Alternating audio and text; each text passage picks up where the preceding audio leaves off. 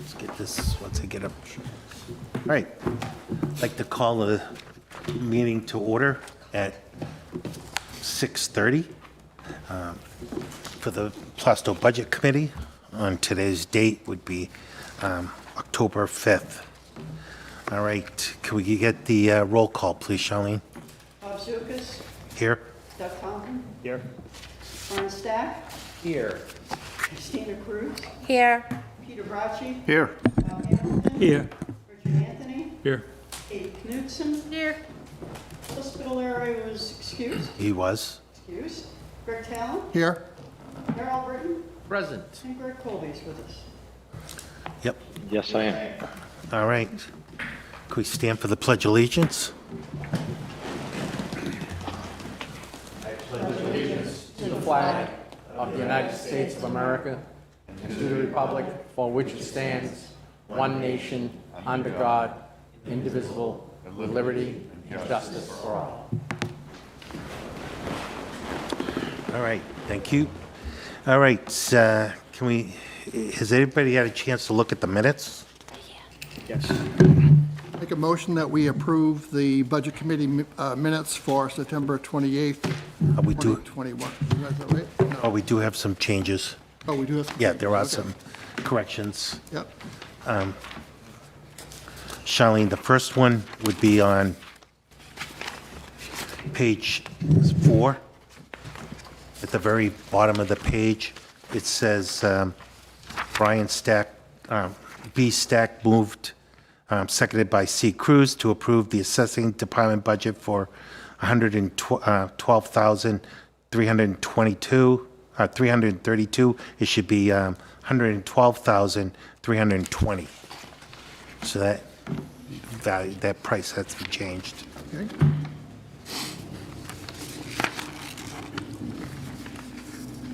Bob, any other changes? Yep. Page 6, very first sentence says the master plan, when complete, it says completer, just remove the R to say the word complete. Yep. On page 7, on the very last line, says K. Knudsen moved, seconded by G. Talon, to approve the solid waste collection. It's, collection has a 1 in it instead of an I. And I think that's it. Looks like that's it. Good eyes. All right, so, Also on page 8, about 2/3 of the way down, it should say G. Talon versus C. Talon. okay.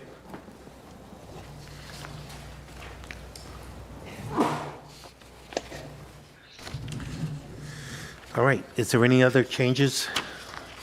If not, we have a motion on the floor by Greg, Greg Deere, and do I get a second? Second. Okay, all in favor? Aye. Aye. Opposed? And abstaining? Okay, You know you're going to burn in hell for those grammatical.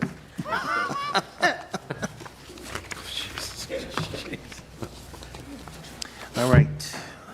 So we have the public comment section right now, and there is nobody here tonight. So again, we'll move right past that. And we have the list of budget reviews that we wanted to, that we had questions for Greg on. First one being the tax collector. Yep. Do you want me to go ahead? Is that, Yes. I believe from the minutes that there was question on the tax collector's salary being the same as budgeted from last year to this year. And also for the record in the minutes, I think it states that the tax collector quit during the year. That is not correct. It's the treasurer. It says the tax collector, but just point that out. When we did the budget in the prior year, this is one area that because of a past town meeting vote where their raises are tied to the COLA or the cost of living index, that we do estimate both the tax collector and the town clerk. For the prior year, we usually estimate around 3 to 4%, but in the prior year with COVID, the cost of living was minimal. So therefore, neither the tax collector nor clerk got a very large raise last year. So it was sufficient just to carry forward the 32,000 from last year to this year as part of that budget. Makes sense. All right. Were there any other questions? I don't think so. All right. And if not, can we get a motion to accept the budget for the tax collector for $50,418? So moved. All right. Do I have a second? Second. All right. All in favor? Aye. Aye. Opposed? Abstaining? All right. Moving on to the next one. We had questions on the planning. Yep. That was, let's see, page 10 and 11. What was it, 10? Page 10 and 11, yep. Thank you. So the question was related to the, I'm assuming the master plan update line item, which is a periodic expense that there's not really a set schedule to it. That is why the 18 actual and 19 actual are, that different with nothing spent in 20 nor 21. The planning board, I had received an email saying that they wanted to looking into some minor updates for that, and that between studies and those minor updates that they estimated that it was going to be in the neighborhood of 3,000 to 4,000, but could go a little higher, and that the request from the planning board was to put $5,000 in that line. So that's why that line is there. It's at the request of the planning board for minor updates. Okay. Right. Can I ask a question? Yes. Of that, so just my understanding, that line item, that's for actually contracting out for that work. So there's actual contractors, and it really depends upon the scope of how much they want to change or how much they want to look at that determines the cost. That's my understanding as well, yes. Okay. Are there any other questions? Okay, Peter. I'm looking at permanent positions, and that increase of $36,000 seems to me to be excessive. Why is it going up almost double? 6. I don't see what two numbers are you comparing, Mr. Bracci? Oh, because I'm sorry. Which It's one? going up $10,000. That's correct. That's the permanent position. Yeah. Permanent position. We have a part-time, Mr. Cashwell's part-time? That is correct. Is that correct? The reason, yes, Mr. Cashel is part-time, so that is budgeted at 12 hours per week. The reason why that amount looks as significant as it is, if you remember last year, the budget committee decided to level fund the planning budget irregardless of the pay raises that were granted for the 2021 year. And so these raises are based on actual, so it's actually 2 years worth of salaries are being reflected in the increase in this budget because of the level funding of the planning budget last year, ignoring the salary increase.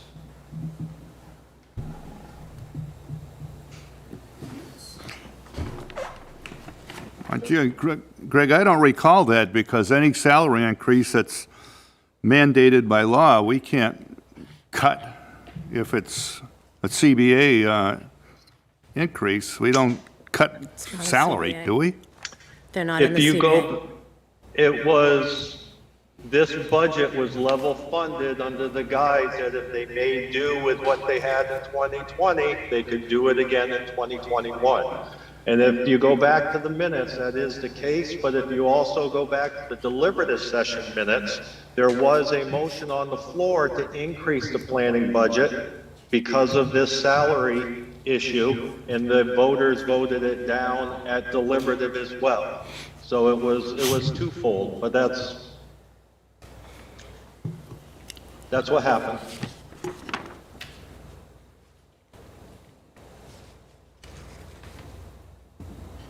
Can I ask a follow-up on that? Yes. Yeah, so, Greg, does that mean the person in this role didn't get a salary increase last year, or was the salary increase transferred from another line, and now you're just trying to rectify so that the money's coming from the right place? With the individual got the salary increase as part of the overall monitoring that we're doing right now to make sure that we don't overspend the bottom line of the budget. So yes, in effect, it's going to be funded, from a different line, if you will. That kind of as you know, the bottom line budgeting concept, as long as we don't overspend the total budget. Right, but all right, so to clarify, what I'm hearing you say is, in order to be where we need to be for the salary that we need to be paying for next year, this is what we need in that line. Otherwise, you're gonna have to do the same thing now times 2. Right? That's correct. Okay. Yes. Were there any other questions? If not, I'll make a motion that we approve the planning department budget for $106,994. do I get a second? Second. All in favor? Aye. Opposed? No. Abstaining? Okay. Insurance is on page 18.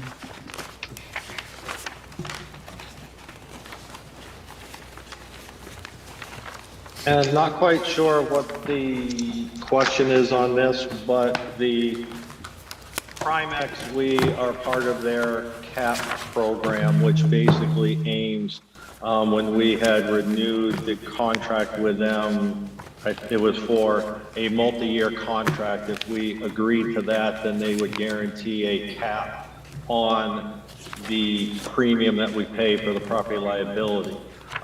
So what we end up doing each year is taking the previous year's budget and basically increasing it in the preliminary by that 8%. And then later on, around October 15th, we usually hear what the actual amount is. And this is an area where, we could adjust down if they don't use the full 8%. Right. But this is the 159.61 is a worst case scenario, if you will, for the town's share. The Primex amount that we pay them is higher than this, but this cost is, we allocate a portion of it over to the library as well. But this is the town's portion at the 8% increase.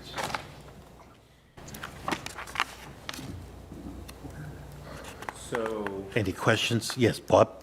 My comment last week was that we would take this under consideration, knowing that chances are we're going to be adjusting it in another month.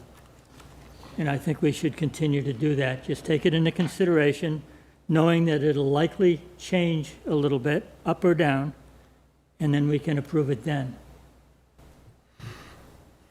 That makes sense, Greg?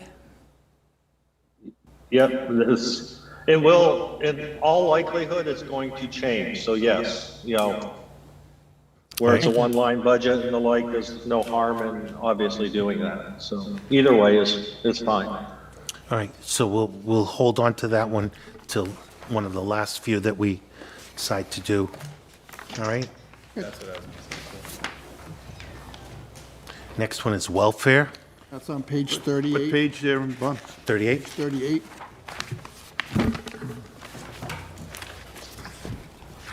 So if my understanding is correct, there was a question about the amount of the $7,500.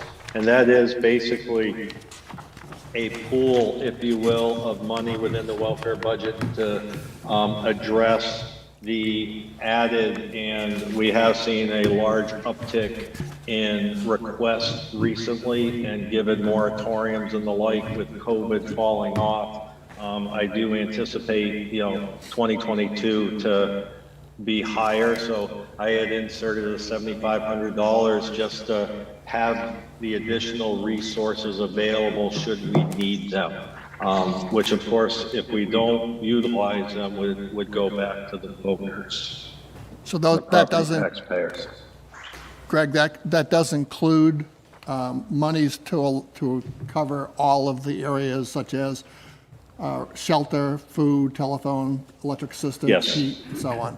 Yep. It's not just the It's one to thing. use across all of those areas that we could see need for. Even funeral assistance, as well, so. Greg, just a question. From 2018 to 2021, I mean, are these actual numbers that, in terms of welfare, miscellaneous welfare allocations? 372, 452, 196? Yes. Those are actual miscellaneous, assistance that's come in that doesn't fit into any of those categories. So what's the logic then? I guess, aside from, funding a miscellaneous at 7,500, but what's the criteria, I guess, for coming up with that number other than just plugging it? There is none. Honestly, it's just, I feel that the need is there for the welfare department. I mean, I could have easily, upped the shelter rent by another couple thousand, or, telephone or electric assistance by a couple, but I didn't want to tie it to any one specific need. So when I had gone through the budget with the welfare administrator, I just put it in the miscellaneous.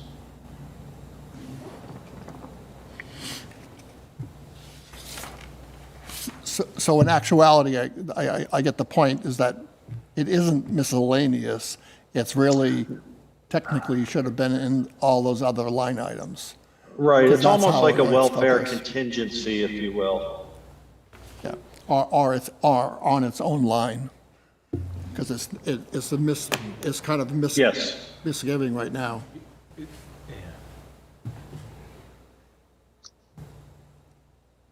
And I'll be glad to allocate it out to, different line items, or if you don't feel it's necessary, you can zero it out. It's,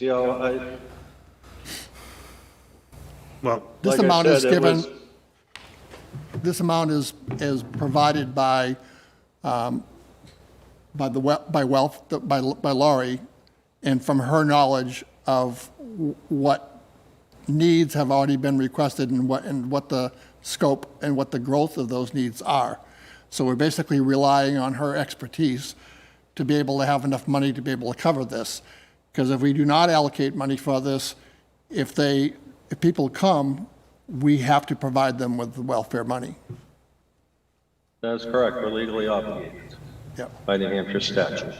I think it would be, just my own thought, it would be useful if this was allocated back to the individual line items, and it would show an increase in what we are allocating for all of these things. Make it a little bit more clear. I don't know how Okay. anybody else feels about that. well, if you look at Mr. Chair. history, oh, I'm Go ahead. sorry. No, Go ahead. Go ahead. No, go ahead, It's not in Christine. this meeting. Just my question is that if we 86 is 7,500, and we need more funding, where would the funding come from? Other areas of the budget we would have to underspend, although I think welfare may be one that we have the authority. I'd have to look up the RSA to overspend the welfare budget, Bob? but it would be other areas of the budget. Okay. Peter? You're talking about, Christina, the 7,500, it says unforeseen assistance. Now, why should that be budgeted when we have a contingency fund for unforeseen things? Because welfare is not an unforeseen expense. It says We know we're unforeseen gonna right have- there. Well, that doesn't fall into the other categories if there is a need for it. But a town expects to pay out welfare on a yearly basis, correct? Correct. Does the town expect to replace a failed heating system every year? No, and I would say that's why we have a contingency fund. For a That's failed that's- heating system, that's but we approved expect by welfare. by the voters. But we expect welfare. We don't expect to replace a heating system or some unknown expense, unknown one-time expense, is how I would say contingency is a one-time unknown expense.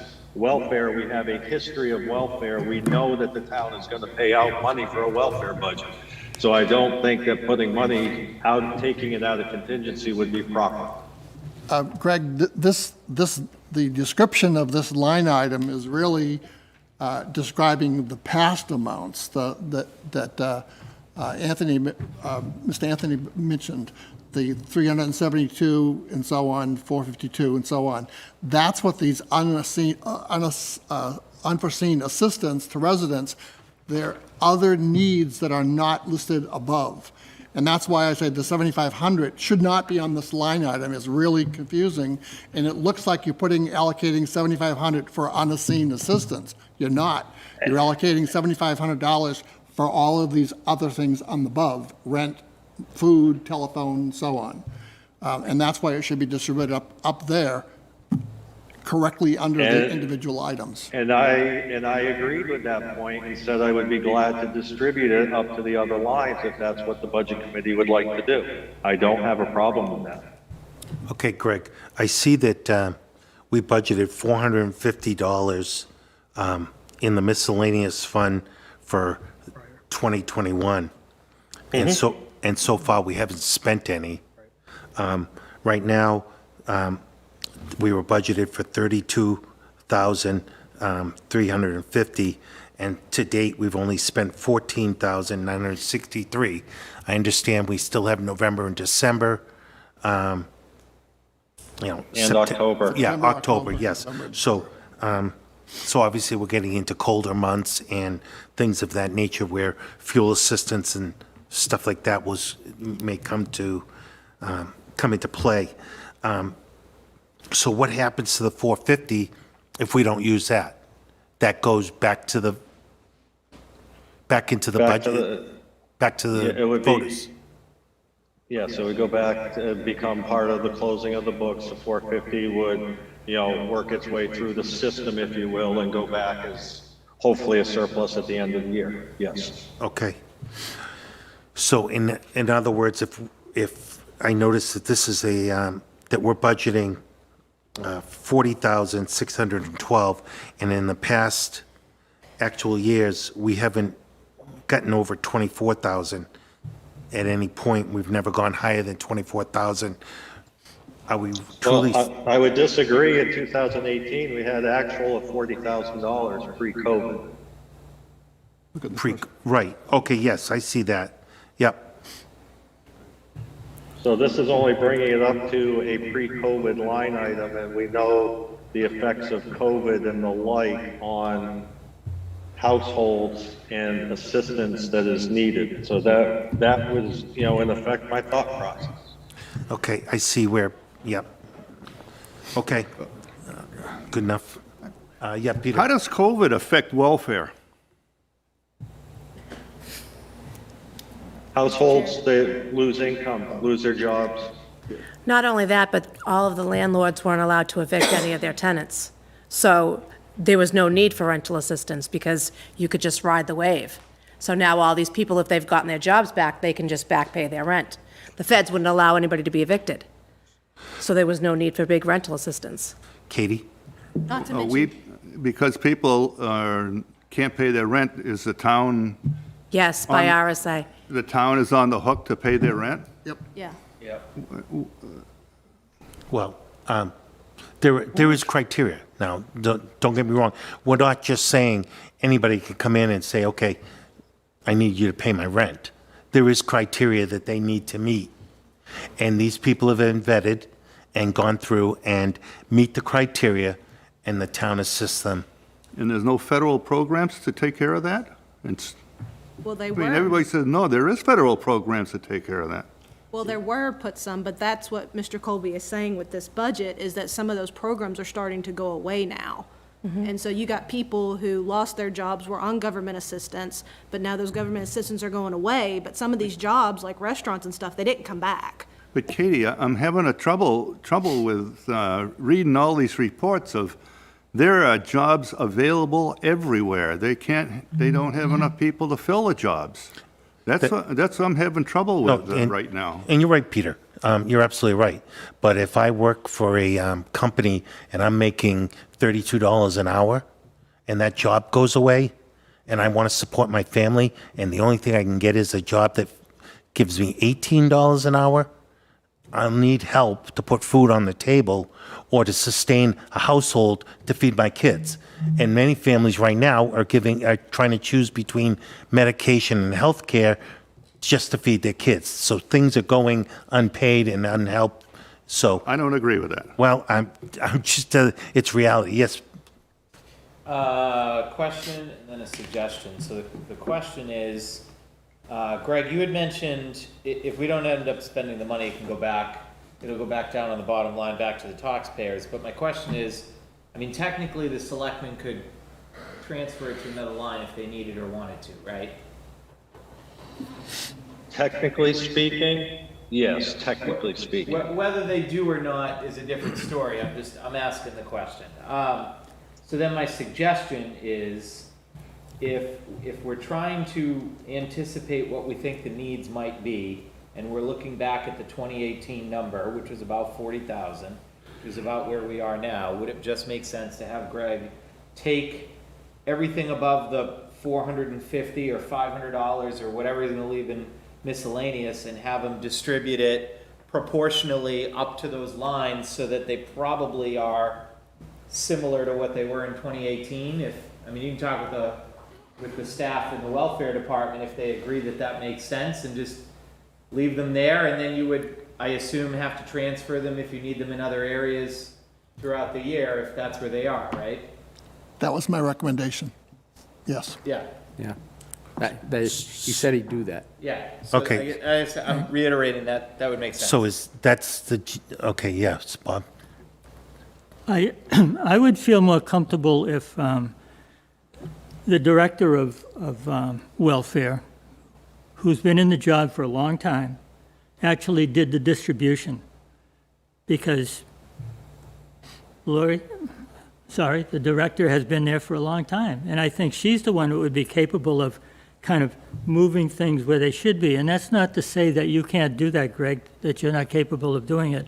I just think that Lori, we would all feel better if Lori, who is our welfare director, made those changes So and made the recommendations. I mean, if right off the bat, if Lori is 60% of this decision to increase this amount, I think all of us would feel a little bit more comfortable with that, because she has a handle on this, and frankly, none of us in this room do. So let me ask you then, so what, if I understand correctly, you guys are looking to take the $7,500, divide it up accordingly, just arbitrarily to whatever department, to whatever cause you think? No. And if they were to go over, they're going to have to take it from another line instead of leaving it at $7,500. And if they were to expend, let's say go over on the rent and shelter, they could then go to miscellaneous and take some out of it. So if, let's say we increase the rent to $11,000, just to use up a couple thousand, what happens if they go over 12? What happens if they go over the 11,000? Now you're going to take it out of another line that you've just increased. And you follow what I'm saying? Instead of leaving it into one fund where you can draw upon should you exceed it, because now what you're basically doing is looking at these lines and hoping you don't exceed it. You're just spreading the money wherever. Yes. What I'm trying to say is that, first of all, I object to the word arbitrary. We shouldn't be doing anything arbitrary. Lori has been in this for a long time and would be able to determine which one of these accounts are going to be most affected and by how much. That's Okay. what I'm saying. Greg, I have a question for you. Was Lori part of this budget, setting this budget? She gave me a budget. I felt it was too low at the time because, as I said, we've had a large uptick. She's, coming to me on a weekly basis, talking about, we had 2 more cases today and 2 more cases tomorrow and, and a bunch last week. So there is, in my mind, there is a definite rise in the need and the work that she is doing. And that's why I increased the budget. She Okay. was part of that discussion. Okay, so obviously Lori has set the budget.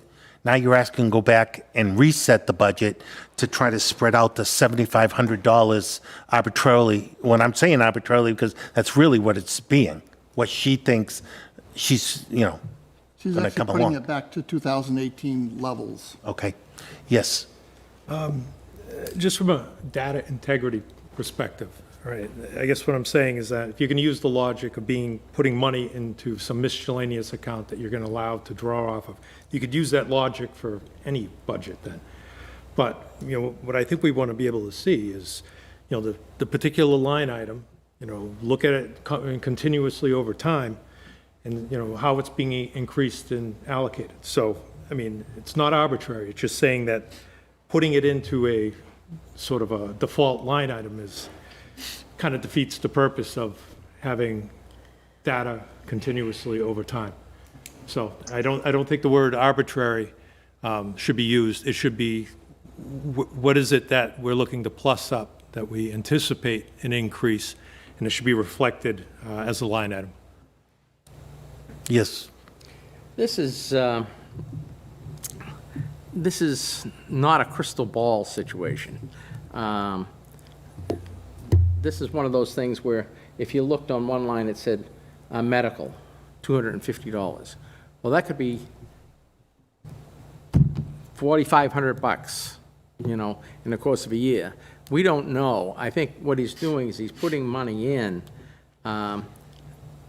so that it can be moved around within that budget to help offset the welfare problem.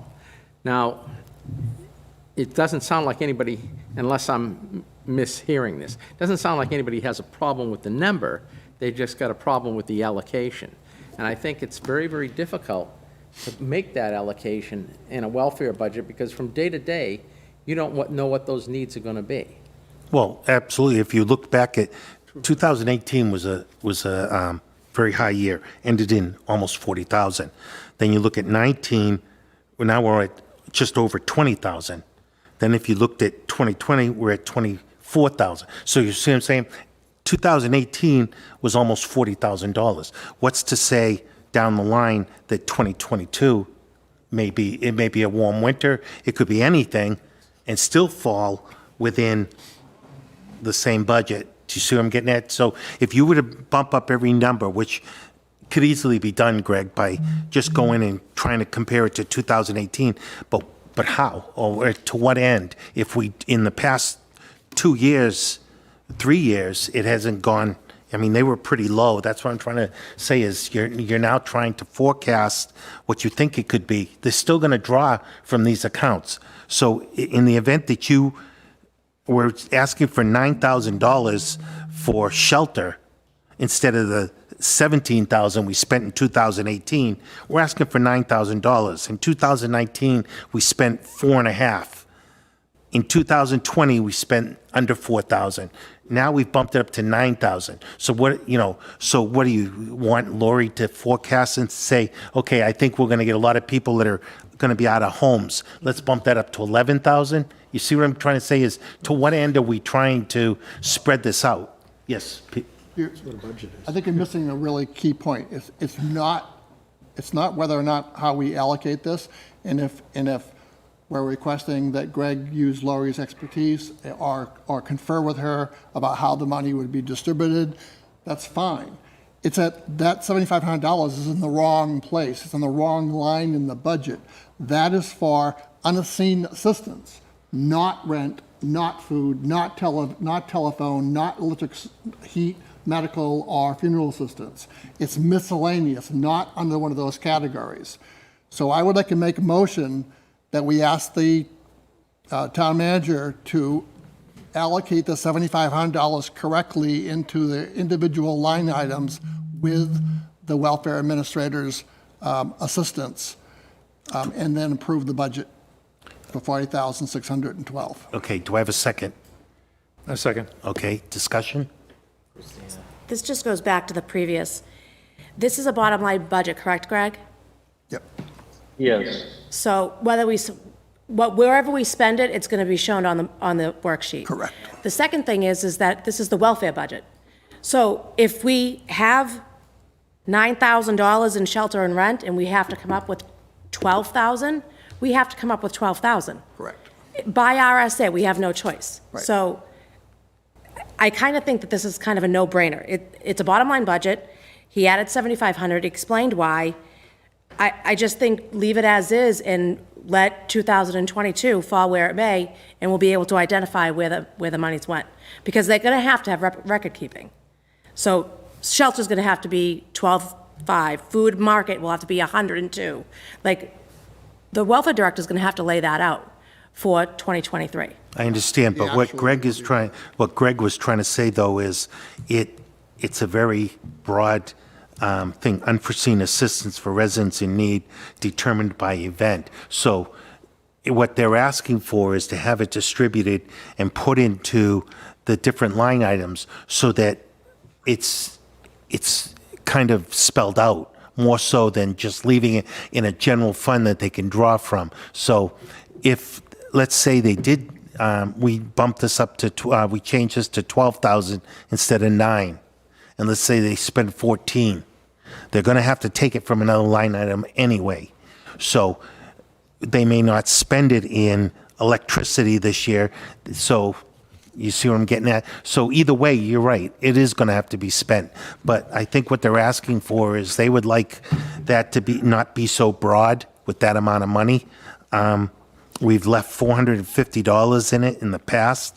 If the board would like to leave that there or however you want to do it, that's fine too. But I think what they're asking for is to spread this out into other accounts so that when people look at this or when it's done, it will be more definitive where these funds, what these funds are being used for. Yes, Greg? Two things, and I don't know voices yet, but there was a comment, but I want to assure, kind of off of my screen.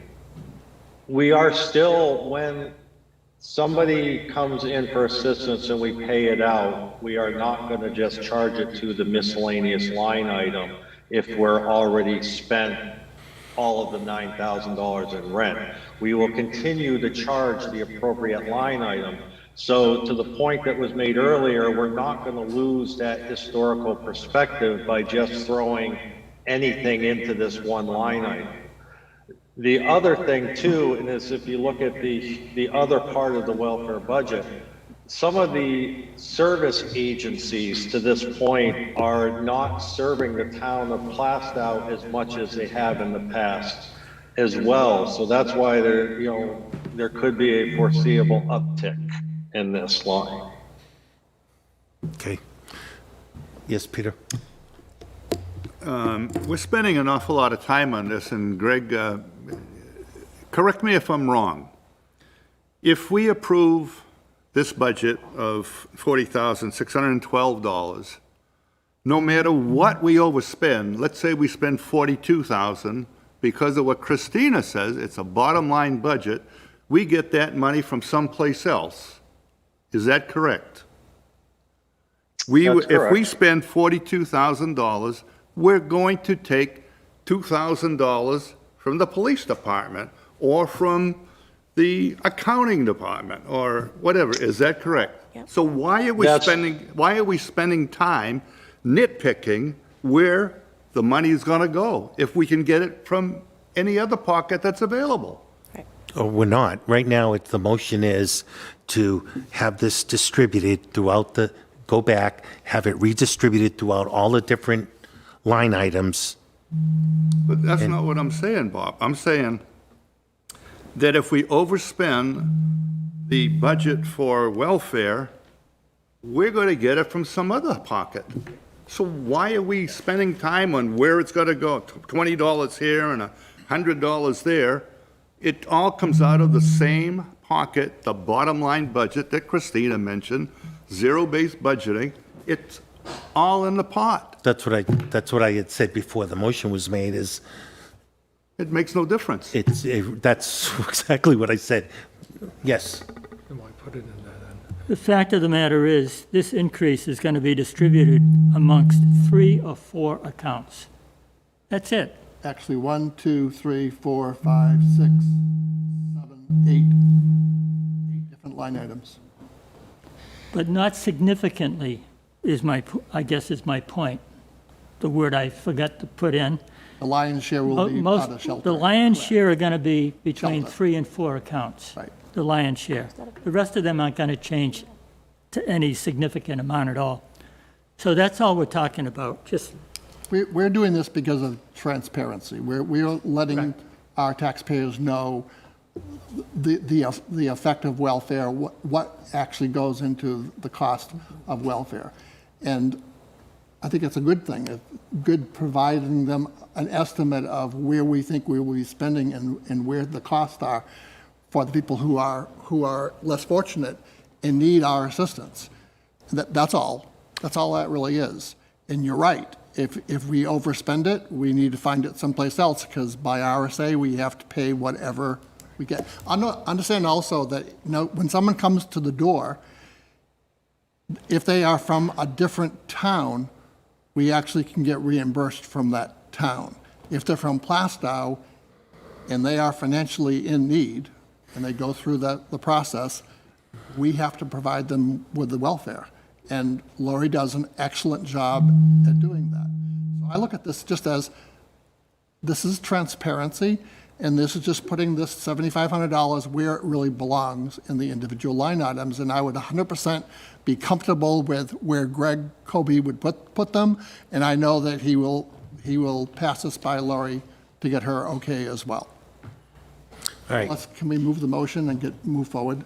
Brian, last, Final thought that has nothing necessarily to do with this number and more to do with thanking all of the organizations in town that raise a substantial amount of money to provide to families in need so that it doesn't come from a budget line like this. And there are people at this table that are part of some of those groups, so that's appreciated. Absolutely. all right.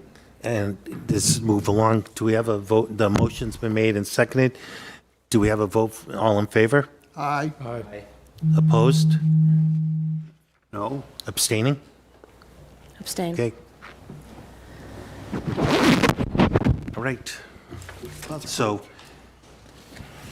now we've had a motion, and that's passed to distribute this throughout the budget. So what we'll do now is, Greg, if we can send this back, if you can take and move around the $7,500 into whatever, I guess, line item you guys feel it's worthy of, and get back to us, and then we can look at it again. Very good, will do. Thank you, Greg. Okay. We have other. What was that? I don't know what that was supposed to be. Oh, I think that was the questions that were posed Oh. by the explanation of the unassigned fund balance, and there was questions about surplus, if I remember, Peter, there was questions about how her surplus is used and how the unassigned fund balance is used for warrant articles versus for lowering the tax rate. Is that correct? Yes. I think Peter? that was where Peter, does that sound right? I think so, if that's what you said. Yeah. Okay. Yeah. Okay. I didn't hear you. Speak louder. Oh, I'm sorry. No, I'm basically saying that this other covers these questions about what is the unassigned fund balance, how big is it, how do we determine how big it is, and how do we determine whether or not that money is used to fund warrant articles versus lowering the taxes, the tax rate. And was a lot of questions about budget surplus at the end of the year. So we kind of said that it would be useful to have Greg Kobe explain that and answer any questions that anybody in the Budget Committee has. Well, in our package, we got a range that the unassigned fund balance is mandated to be at. Okay. And we pick a number. And anything, the number that we pick, anything over that to the maximum can be used for warrant articles to pay for them. And on those warrant articles, it says, no new funding. This, or we could say, this will be used, if your tax rate, your tax bill will go up, and we can use the unassigned fund balance number to lower the tax rate. You have a choice of one or the other. Is that correct, Greg? That is correct. Okay? That you could So- either fund warrant articles by using surplus, or when the tax rate is set in the fall, the board has the option of using some of that unassigned fund balance as part of the tax rate setting. That's what I was saying. And in the last 3 years, we have not lowered the tax rate one bit. No, and a lot of that That has is to false. do, Mr. Bracci, the tax rate, that is a false statement, I'm sorry. But the tax rate has not gone up. Or are you saying that the town has not utilized surplus Yes, to lower? that's what I'm correct. Okay, that is a better statement than saying Yeah. the tax rate has not gone No, down. yes, Greg, Okay. that's what I was indicating, or I'm sorry I didn't say that. What I'm saying is we have not used the surplus unassigned fund balance to lower the residents' tax rate, the tax rate of the town. We have not used the surplus to lower the tax rate of the town. But as you stated earlier, you could use it one of two ways. If all of the warrant articles, and I did put a page in your folders tonight to kind of explain or show the unassigned fund balance, and it does show for this 2021 year, there was $817,122 worth of surplus used to fund warrant articles. So that in effect is the utilization of surplus or unassigned fund balance to not raise the tax rate. Now, we could have not funded any of those and put it into the tax rate and then used 817,000 when the tax rate was set this fall, and it would have had the same result. So well- it's, I don't think that's true. I don't think it's Greg, true either. because let's put it this way. If we took the unassigned balance and we used the funds now whether we use them to fund warrant articles for a total of, let's say, 800,000, okay? Whether we use them to lower to get the warrant article to be zero taxation, or we take that 800,000 and we use it to lower the tax rate for taxpayers. The difference is the taxpayers are getting their bill lowered, and they now have a warrant article put before them that states truly what it's going to cost for that warrant article. Because right now, when we get a warrant article, if it's something that we want to get through, it feels like it's an item that we want to get to go through the taxpayers, we put it down as 0% raised by taxation. So voters are more inclined to vote for that than if you would ask them to fund a warrant article for, say, 100,000 or 800,000. Do you follow what I'm saying? So instead, the taxpayers would see their tax rate go down, and it would give them more the option to look at a line item that's on a warrant article and say, I don't really want to come up with this kind of money because I don't feel it's relevant. Do you follow what I'm trying to say?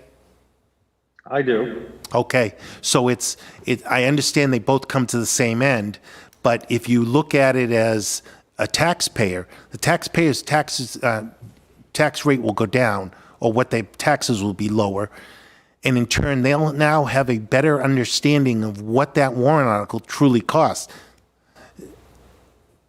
and what effect it will have on their taxes. So I think more people, I mean, I guess it's just like, almost feels like a smoke and mirrors, if you will. Does that make sense? It does, but I respectfully disagree with that, but, Okay. you know, we can agree to disagree. Right, no, I understand that. Did somebody else have a question, or? I think There you is said it still a right. there is still a warrant article there that says we are raising and appropriating 817,000. So to say it's smoke and mirrors, that the taxpayer doesn't have any idea what it costs, it's costing $817,000 to the taxpayer. So it's spelled Right. out right there. in the Right, no, warrant. and I understand, but then it says with zero to be raised by taxation, correct? Not I necessarily. don't know this. Okay, A lot Okay. of I don't know the these, some of specific- these motions, like the Salt Shed Solar Project, was a combination. There was some taxes that were raised, and there was part of the contingency fund used. And the same thing applies to the fire, I think it was the radio department, was a certain portion of that was from taxation, and a portion of it was from unassigned fund balance. So it's a little bit more complex than you would think. right. And if you were basically looking at it as a black and white issue, the way you discussed it, I would agree with you. I 100% agree with you that, yes, it would be much harder to pass some of these warrant articles. But to be able to do something that is good for the town, let's say, for example, the solar panels on the salt sheds are going to be providing revenue to the town Right. for the next 40 years. So that's a good thing, and we do want that to pass because we're going to get a revenue stream from that. So by making it a little bit more palatable, that's how we get some of that work done. I understand. The So- good thing is, we don't have very many projects left. Right. Everything that's been done has been done. The only thing that's going to really probably appear this year is a bunch of warrant articles putting money into the CIP, putting money into contingency funds for some of these other the purposes that we have. We've not done that, and the town has not approved that for the last couple of years. They basically just rejected it. They not allow us to put money aside for capital improvement purchases. And so if we're going to get a new fire engine, and we're talking about, I don't know, $1.4 million, it's kind of hard to do that all in a short number of years. You've got to do it over a long period of time, like 10 years or 12 years or 15 years.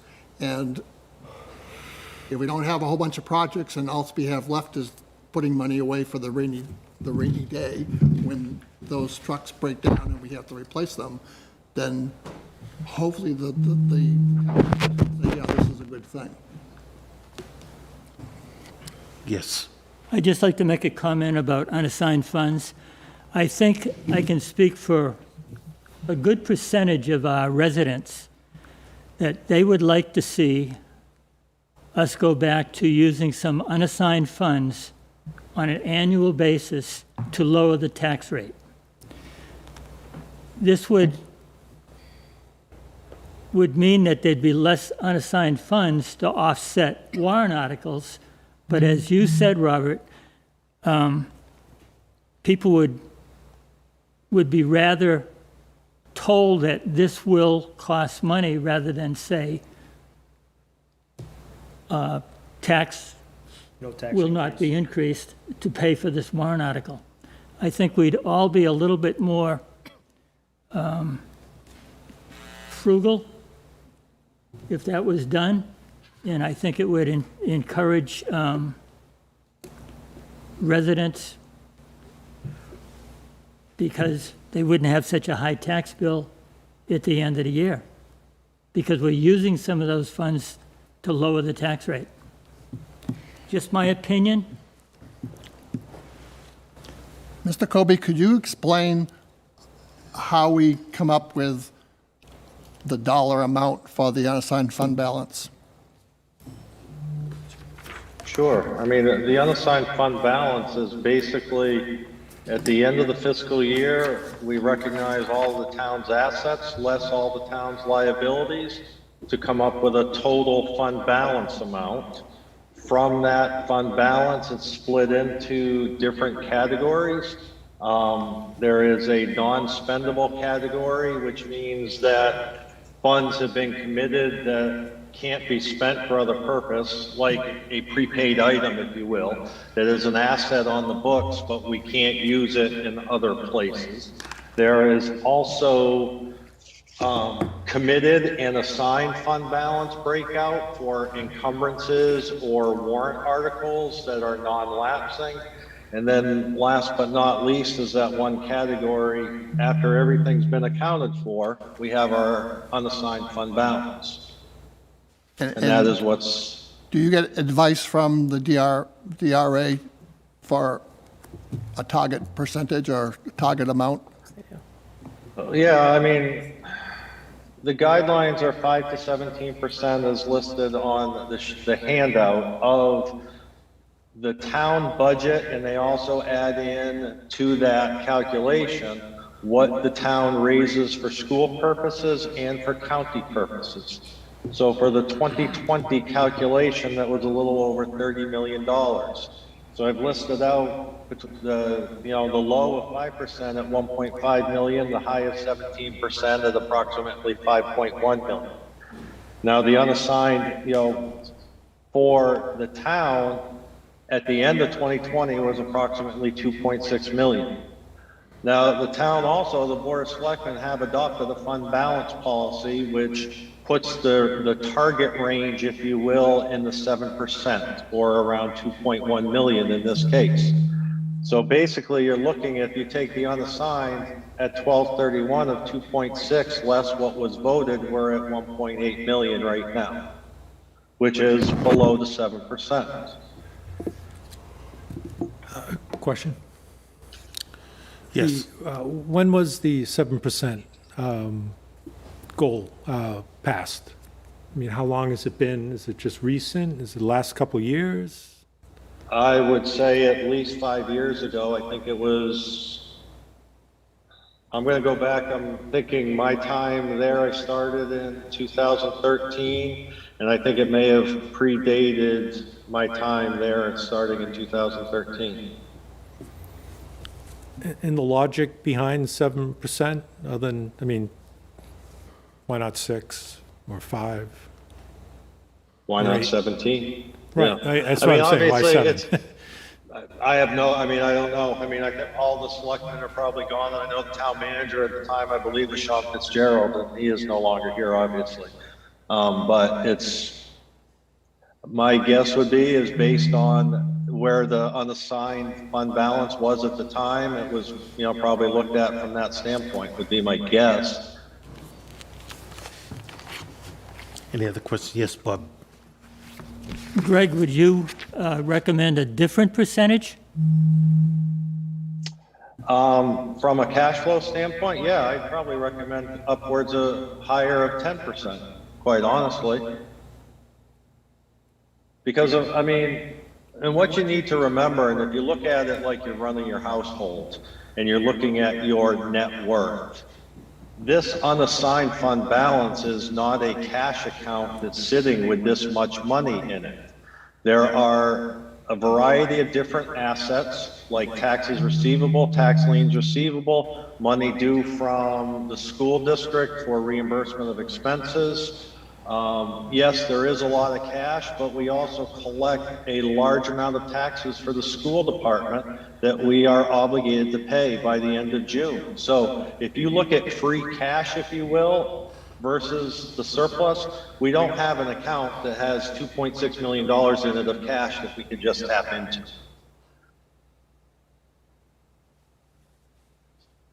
Yes, Craig? My understanding is you can't tap into that anyways because it's not been appropriated by the taxpayers. So there's no money can be touched. That's purpose.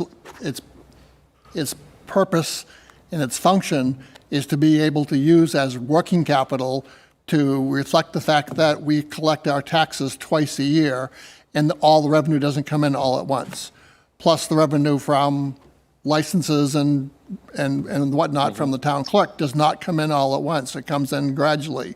So we need to be able to have working capital to be able to keep the school running and to keep the town running. Am I complicating that? No, that's a fair statement. Just another question then. Yes. in terms of, let's say, the prior fiscal year's surplus, if there is a surplus, how is that differentiated or calculated in the unassigned fund? I mean, so theoretically, if you had a surplus from the prior year, I mean, that's money that doesn't represent cash flow, ins and outs, or something that you need to keep on hand to pay ongoing expenses and things like that. I mean, that would be an example of, excess money that you could say, this is what we had from last year that we didn't spend. How's that accounted for? I mean, that would be money that's not part of the ins and out, the cash in, cash out, or something to kind of buffer ongoing expenses. So if you had $100,000 that was a surplus from the prior year, the monies that you didn't expend, that you budgeted for, that would be an example of a true surplus that theoretically could be remitted, could be readily used to reduce the tax rate or an obligation to next year, correct? Well, any surplus, both a revenue surplus and budget surplus from expenditures rolls into, when the books are closed, it all gets put into that same bucket, if you will, of unassigned fund balance that's left over once all those commitments have been accounted for. Right.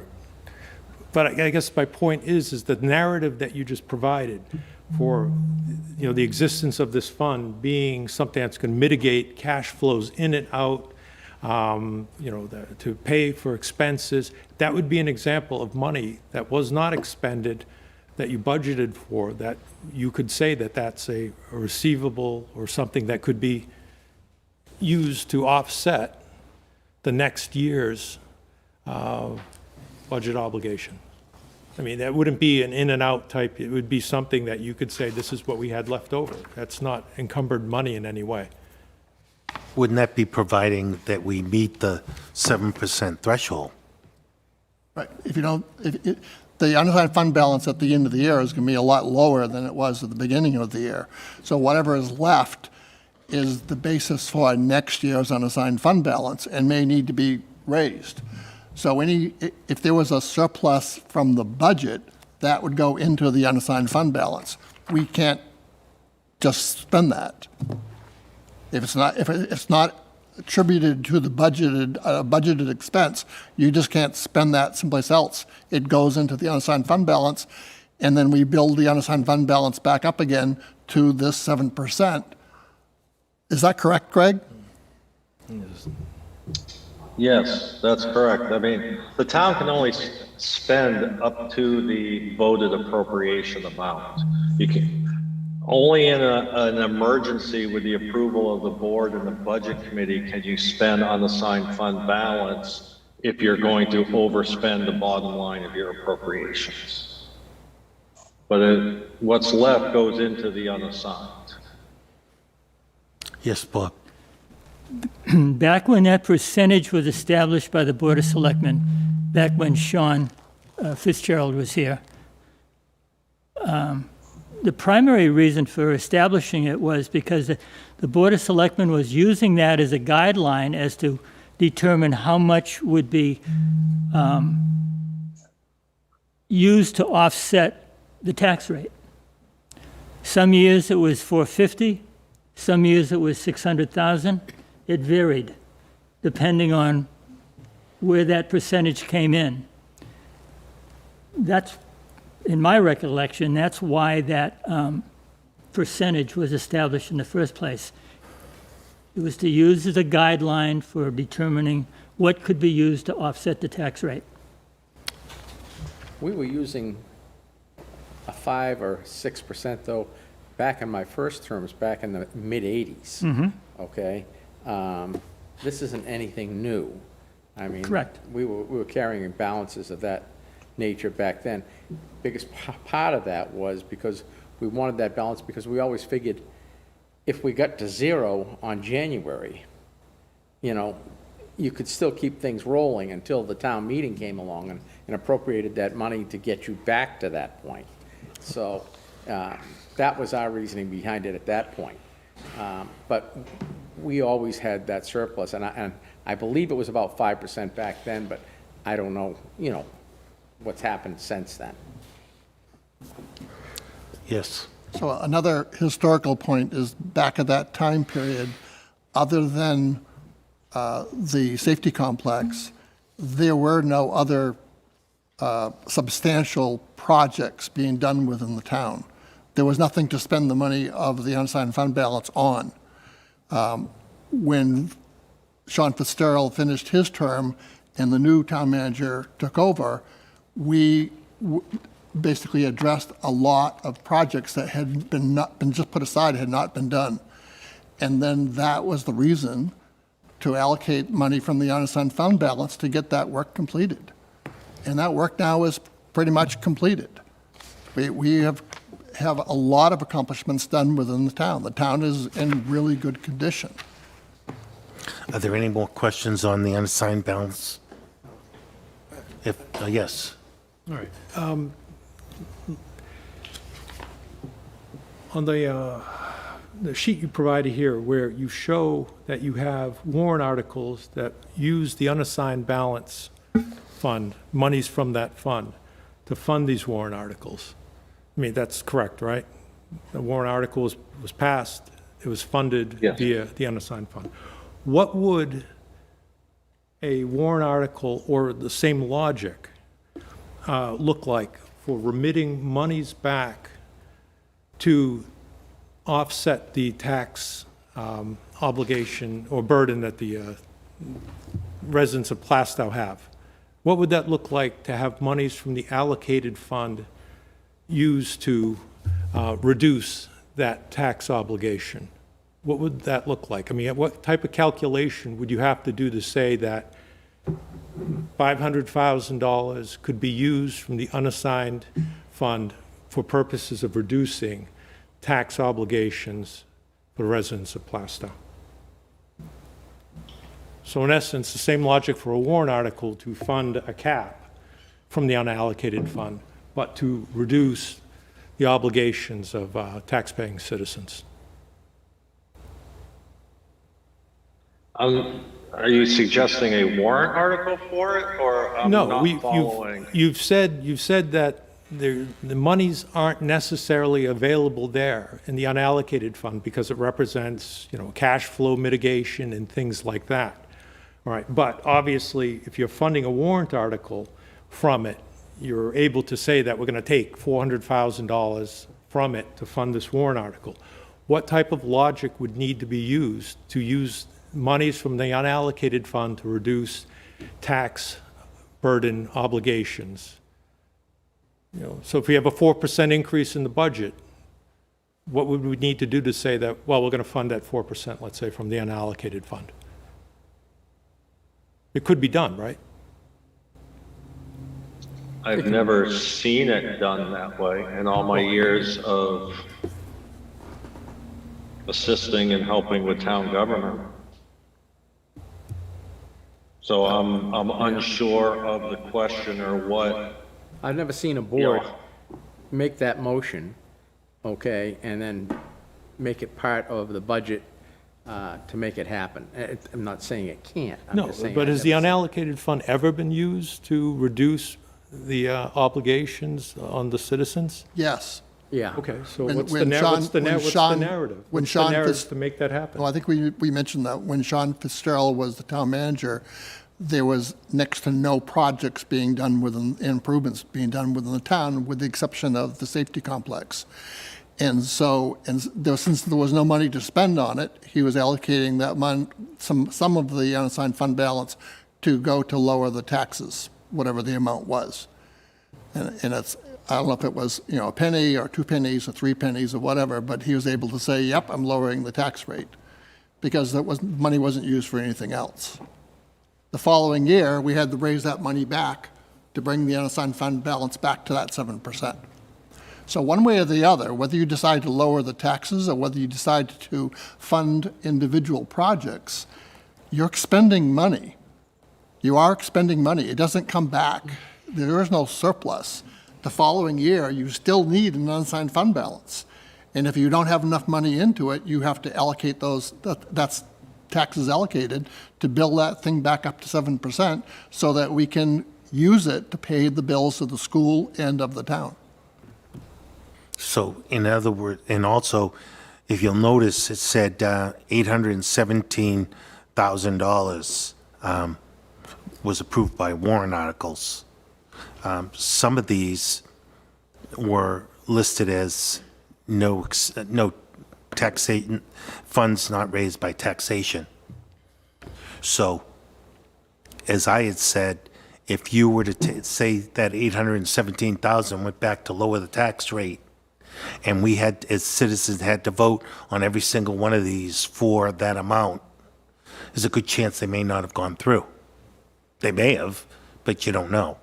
So, How much of that was CIP money? well, that's right. You know, That's I right. mean, No, you're right. So, I mean, you're not raising the taxes if you've prepared for it through That's the right. CIP. Right. And three of those, the last three are specifically the scuba, The radios and the recreation plan. correct. All three of those are CIP initiatives. Right. And the way it looks now, if you look at the CIP, there's some concern because things that we have that we are basically needing to put money away for, the taxpayers are not agreeing with it. If we just ask them for out-and-out tax allocation, they're not agreeing with it. So we have to look at using the unassigned fund balance to sweeten the pot a little bit to help them save, to help them give a reason to save that money so that in 5 years or in 10 years, we have a major purchase that we have, and we have the money to be able to do it. We don't have to go off and float a bond. I would say we're in pretty good financial condition in this town. We don't go off and look at a major expense and say, let's take out a bond, let's take out a loan. That doesn't happen very often. Yeah, Peter. I've got to find a little bit of fault with what you've been saying there, Greg, because you said when Sean Fitzgerald was here, we didn't have anything to do except for the safety complex. And I didn't say wait a minute, that. and That's not what I said. I said there was and no that's why significant. And that's why we could use part of the surplus to lower the tax rate. But when we look at what's been happening the last 3 years, we've been looking for projects to spend. So we don't have that money to lower the tax rate. We've been looking for it. For instance, the landfill cap for $575,000. Yep. We were not mandated to do that. We did not have to do that. And if we had waited until we were told to do that, the number would have been quite a bit lower than that. No, We could have it used would have been a lot that higher, Peter. It would have been a lot higher if we had No, waited. it wouldn't have. If the state said to do it, they would have done all the engineering. No. Could anybody else back No, me that's up not on true. that? That's But not look true. at, Greg. Every year we you are- wait, We it have costs been more money. looking. Greg, who's got the floor here? You or me? Go ahead, go ahead, Go on. All right, you got it, Pete. Go ahead. go ahead. We have been looking for projects for the last 3 years, and we have been spending our money on these projects. We could have put them in the future and used the money to help the taxpayers.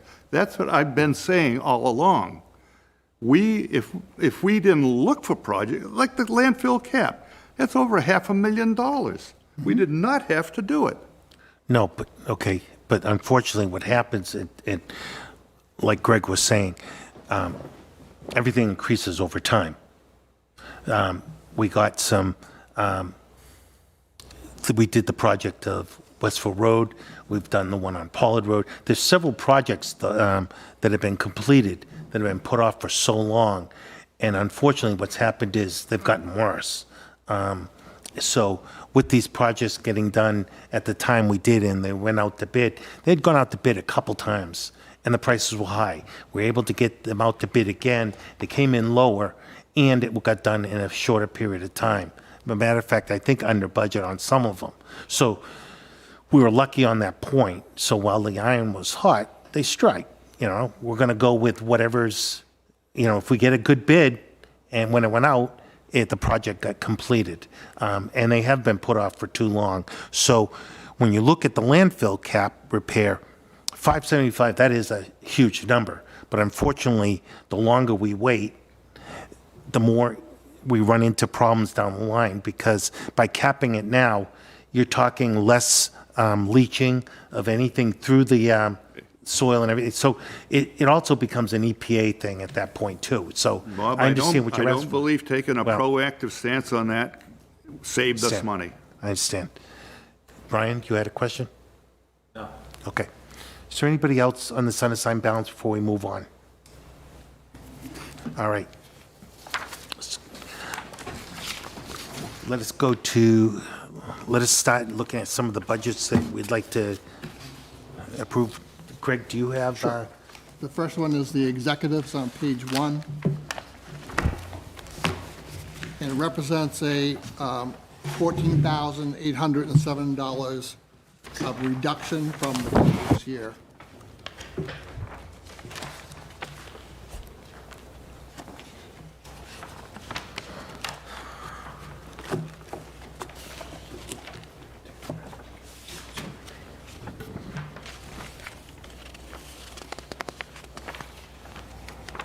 Okay, what changed in that, do you know? Yeah, there's a couple of line items. There's a telephone expense went down, rentals and leases went down. A lot of our copiers, the leases have expired. We basically own some of those outright. Is that correct, Greg? Yep. The copier lease? Yeah, I see that, postage machine. No, that's not correct. Okay, The server lease portion of it, that was 1,800 a month times the 12 months, is the large decrease from 33,000 down to 10,500. We do lease servers. postage machines and copiers, but they are not, they're rental charges in effect. We do not own them. oh, okay. So the server is the major cost reduction there. Yes, Thank you. you're welcome. Are there any questions on the executive account budget? Mr. Chair, do we Yes. know when the scanning project's going to be completed? I'm sorry? Do we know when the scanning project's going to be completed? No, we do not. The individual that was hired has given her notice and has left employee of the town, so we're figuring out how to proceed forward with that project at this point. Given all that's happening at this point, it's not the number one priority this fall. So it is on our list of things to address. Thank you. Well, we didn't understand what we're talking about. Okay, so if you Scanning look at the project? last line item, was executive admin positions. She asked about the scanning project. The scanning part. Yes. And the person that was employed for that is no longer employed by the town. So she was asking, what is the future of that? Has any been determined at this time?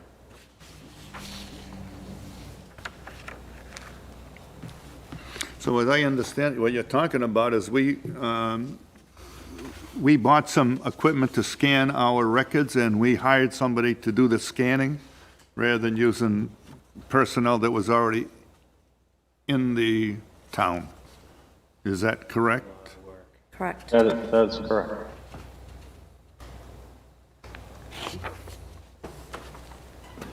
Yes, Bob? Weren't we supposed to be hiring some college people in the summertime to do some of the scanning? Wasn't there discussion about that last couple of years? Not the scanning? I'm unaware of that. Okay. I wasn't part of the scanning project. I was the previous town manager. I'm not sure what he was planning to do. Like I said, I know there was an individual that was hired, prior to COVID, and some of that project has been started, but there still is a long way to go with it. So once we regroup, from the town standpoint, would be the plan to push forward with that project, see if we can find, some more help to get that accomplished. Any other questions? Make a no other- motion that we approve the executive budget for $291,490. Do I have a second? Second. All right. So, any discussion? Otherwise, all in favor? Aye. Aye. Opposed? And abstaining? Okay. The next one, Mr. Chair, is the town clerk budget. And it currently represents an increase of $22,791. What page are we on? Page This 2, two. town clerk. So it's an increase of $22,791.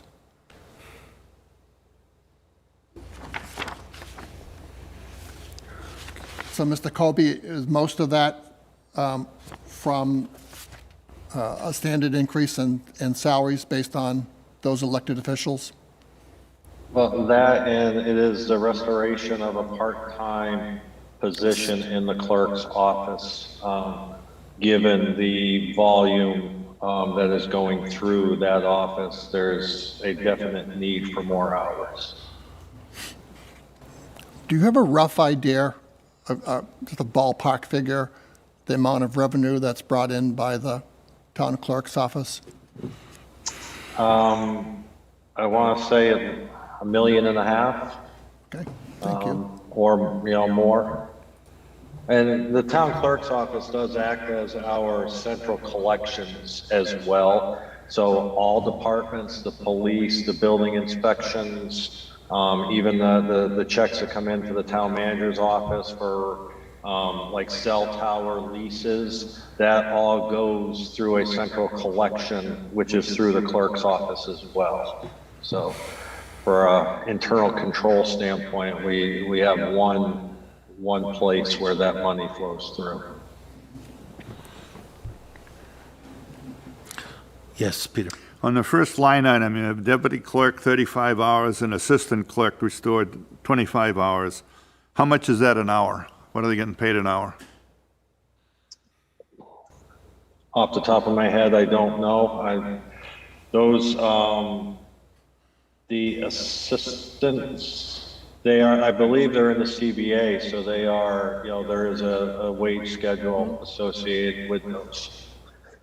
Roughly 18, off the top of my head, if I had to say.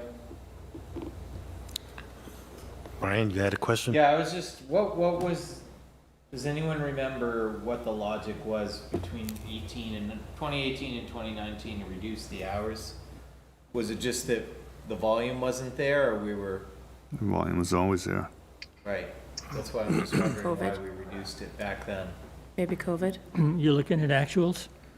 Yeah, well, I mean, it went from 53 to 39 in 2018 to 2019. We're basically trying to put it essentially back up to where it was, with COLA increases. So I'm just trying to figure out why we reduced it in the first place. It wasn't reduced we- by the budget committee. It was you're looking at actual figures. I'm looking at the actuals, yeah. Right. So why did it go, what was that's all, I'm just curious. Because they restored the assistant clerk. We Well, have I assistant- mean, if I'm remembering correctly, it was around the time when the board had given a edict, if you will, to the town manager to either come in with a flat budget or, a 3% increase, but it was right around that time. Okay. So there were costs everywhere that were looked at, and the position may have been vacant at the time, so that it was basically reduced as part of, coming in with a flat budget. Okay. Because there's no doubt about the volume. The last 2 times I've been here, I've waited almost an hour to get through, just to do something that is a simple task, and maybe I'm just coming at the wrong time, I don't know. No, The first of the month and the end of the month, try to avoid, do the middle of the month, but you're absolutely right. There's hardly a day that goes by that there's not 4, 5, 6 people that are waiting continuously in line during the day. Are there any other questions on this budget? If not, can I get a motion to accept this budget for $130,244? So moved. Second. Do I have a second? Second? All right, then, All right, 2 seconds there. I was first. Good for you. okay. All in favor? Aye. Aye. Opposed? And abstaining? So So the next one is the Human Resource and Personnel, page 8 and 9. Hopefully I got that right. Yep. And that represents a $174,991 increase.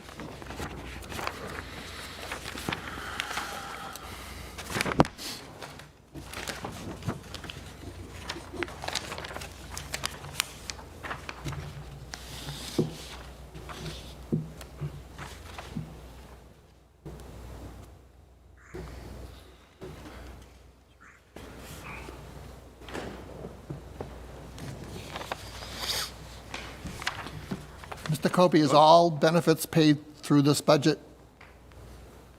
Yes, all of the health insurance, FICA, Medicare, and New Hampshire retirement are all through this budget.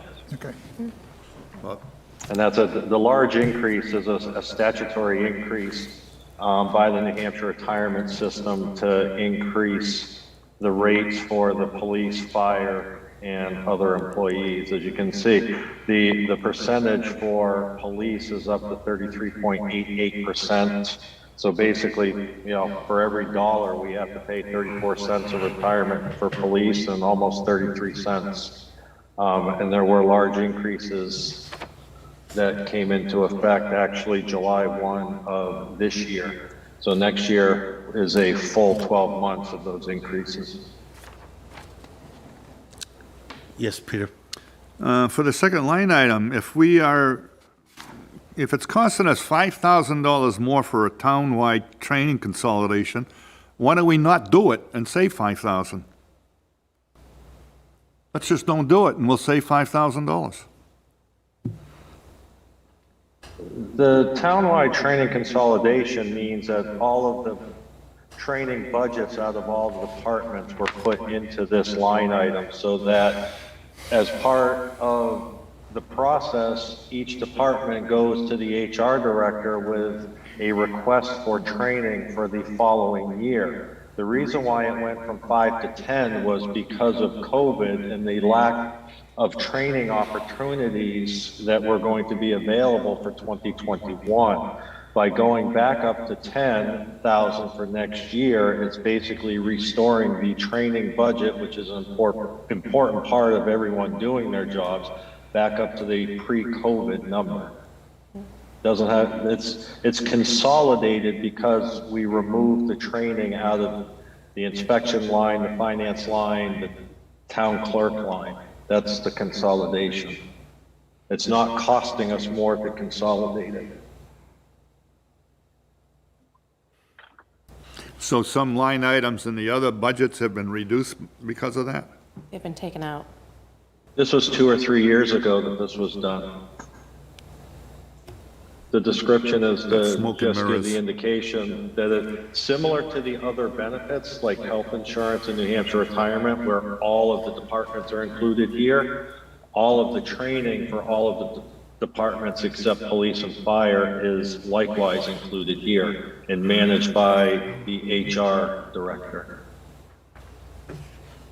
Was there somebody else that, yes, Christine? No, Greg just reiterated it. That's Okay. what I was just gonna say. They took them out and put them into one line item, that was all. Was there somebody else that had a question? No, mine got answered when he was talking about that. Then no more questions. Entertain a motion for Just 2 million. Question. Yes. So the $10,000, is that just an aspirational number? I mean, because there's no visibility then on it. I mean, you're just saying that you've consolidated everything from all the other budget line items that are for HR training, and you're putting it in this one? That's correct? That's correct, but, like the finance department, when we set the budget, I will notify the HR director that there is the GFOA conference, say, that is held in May of each year. The conference is usually, $150 or $200. So she puts that and builds her training budget with, okay, finance has asked for $200, or the building inspector does monthly trainings. Those are $35 a month to do that, so we need $400 for there. So it is everything is combined for the whole training budget. I don't know if that answers the question or not, but that's usually the department heads will, reach out as part of the budget process and let HR know what they, would like for training opportunities. And that goes for also planning board and even budget committee and the like, that if the budget committee wants to attend the September when they have it, NHMA budget and training workshop, you would put the request in that, there may be 10 members, and at $35 each, so, we could put $350 in for budget committee training for the following year. So it's 2018, 19, and 20 actual numbers. Is that also historically the same logic then? I mean, do those numbers represent sort of the consolidated perspective on HR training? Yes. Yes, and it's not HR training, it is town-wide training for more than just, this isn't the HR director doing $10,000 worth of training, this is all the department heads and employees. Greg, out of the budget, the training that was held at the town garage, is that a example of one of the things that came out of HR training, out of this line item? Yes. Okay, Out of training, yes, absolutely. okay. Is this end-loaded? Is a lot of this training done at the end of the year? No, it's usually throughout the year. So we have like $2,000 so far. According to this, is from August, so that's 2/3 of the year. And COVID has played a serious, there's been a lot of conferences canceled. Like the NHMA conference, it's coming up in November. That is a lot less expensive than it was because they went, or they're going to try a virtual day on Wednesday, or a in-person day on Wednesday, virtual on Thursday, Friday. But the overall cost is way down because of that fact. And I think in attendance where, the town may send 5, 6, 7 people, with COVID, there's a lot of stuff that is still being canceled, a lot of training opportunities and things of that nature. So, when the 2021 budget was set, it was, with the idea, hopefully, that those training opportunities would begin to materialize, and they just haven't. So we would expect that when this $10,000 would be spent, we would hope that we'd have an atmosphere that we would have opportunities to do training, live training, or on-site training. Okay, yes, thank you.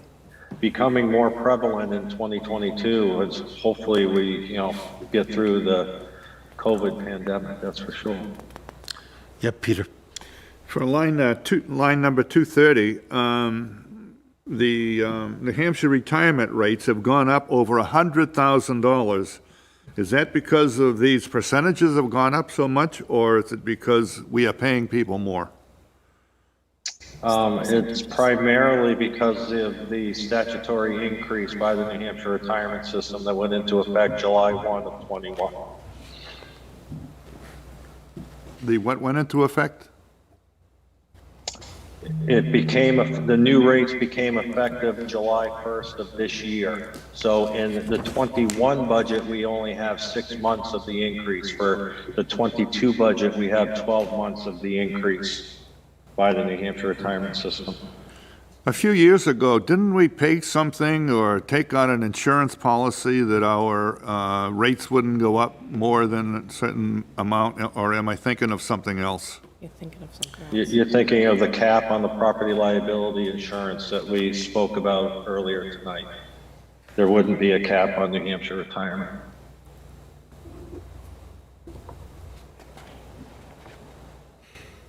Could you give us an idea of what the first number there is, police to PD, 33.88.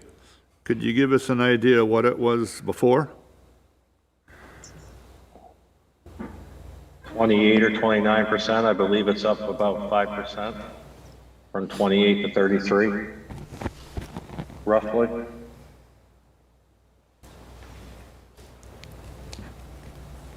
The rate went up 5%, that much, huh? Jeez. Somebody else have a question? Yes, Bob? On the very last line item, sick leave buyback, it's been pretty consistent for the last 2 years. However, there's nothing here. Is it just because it hasn't been accumulated yet? There has to be some, No, it's a December expenditure. okay, By the personnel plan, it usually takes place the first paycheck or the first pay period in December. okay. So it's likely in line with the previous 2 years. Yep. Other questions?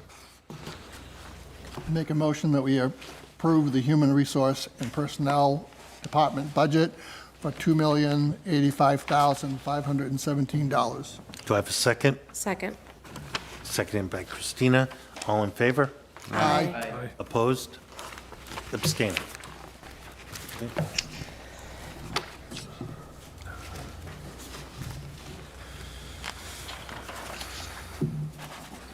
Resources. So general government buildings is the next one. It's on page 13 and 50 through 15.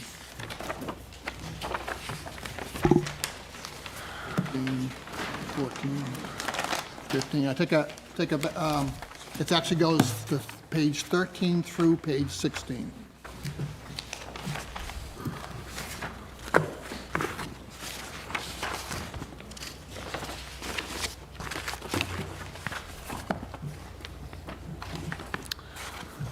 Thirteen through 15. 16. 13 through 16. 13, 14, 15, and 16. Isn't 16, oh, that's the cemetery. Well, on 16. ours it is, but on theirs it's Oh, okay. Yep.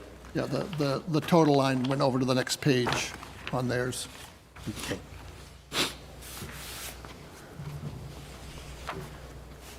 Do we have any questions on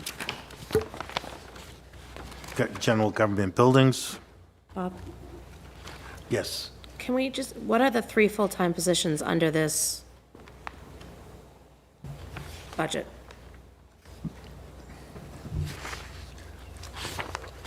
Greg? Well, Oh, sorry. the building maintenance supervisor, and he has 2 people that are under him that are full-time positions.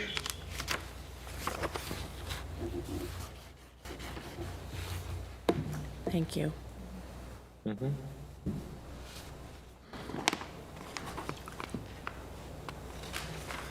When did we go to 3 full-time positions for that?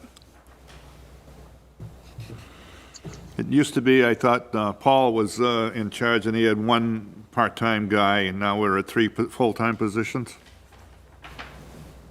And I, off the top of my head, I don't recall. I would have to go back and talk to HR to be able to answer that. When we, Bob, when we hire somebody full-time, does that have to be a warrant article? No, No, it does not. it's a tradition. It's a what? Tradition. Addition? Tradition. Traditionally, we have done that. So when we hire a full-time employee, we normally put it as a warrant article. But there's no RSA that requires you to do that. Yes, Bob? Is that right, Bill? Does it have to be at least Board of Selectmen approved? Yep, It does. yep. Well, and Budget Committee approved too. We don't approve So, that. Approved absolutely. When- full-timers? For example, there, in the police budget, there is an additional dispatcher. So that will come before you, and you'll get to decide on that as it came to us.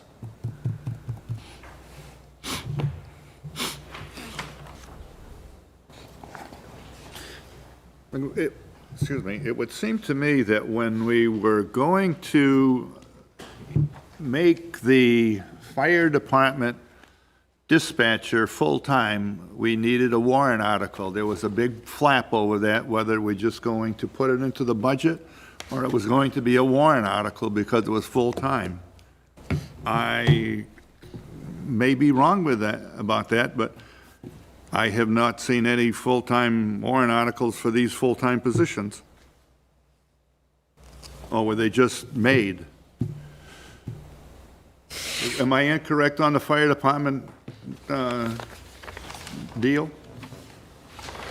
Well, the fire department doesn't have any dispatchers, so I'm unsure of that. I'm not talking about dispatch, I'm talking about the records keeper, a secretary, if you want to call it that. There was a position that was put into the warrant for an admin assistant position. Yes, you are remembering that part correct. And there was no warrant article put in for the increase in full-time positions for the general government buildings. No, there was not, but also part of me is recollecting that 2 or 3 years ago, we also had trouble hiring staff to fill full-time positions, and there was a reallocation of budget money in those years where we had employed a outside cleaning service to clean town buildings and the like. So we have been able to hire people recently, so there has been a shift back away from a more expensive outside cleaning into keeping it in-house, thus having hands available for snow shoveling and other maintenance activities in the wintertime.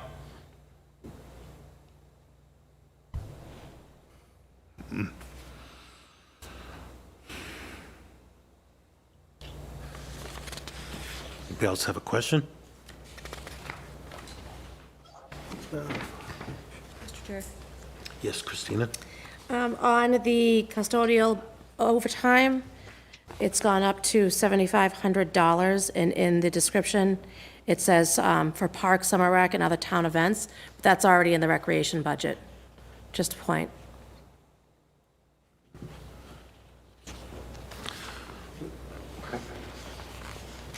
So you're saying custodian for the rec department? The During recreation summer rec? budget already shows money set aside for the Summer rec. custodian Yep. during summer rec and the concerts. So that needs to be, So that needs to be just looked at and to figure out yeah. whose budget it's going to fall underneath. And how much of that- the increase is part of that, right? 'Cause Excuse there's me? other things too. Well, If And you that look- could be as much a description change as anything, Christina? I can, just want to make sure that we're being transparent, that it was in both budgets.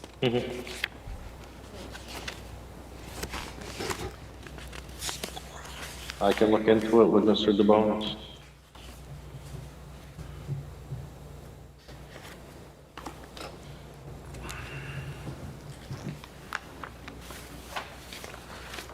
well, if he's going to look into that, let's move this budget that's fine. aside, put it aside for now.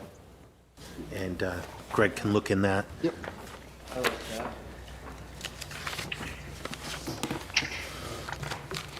So we'll, Okay, so the next Pick that up. one is cable, and it is, I believe, on page 20. Yes, on page Can I 20. ask a question about the highway garage? The electric, when will the solar panels be online to help generate electricity? Do you have an idea? Mid-November is what I'm being told. This year, Yes. but yet we're seeing a substantial increase in the cost of electricity? How will that savings be handled? Will that just show up on the revenue side, or will that just be showed as, Okay, I guess we are seeing a reduction. I was looking at the year-to-date. oh, I'm sorry. Okay, I'm all set. I was looking at year-to-date. What budget are we going to next?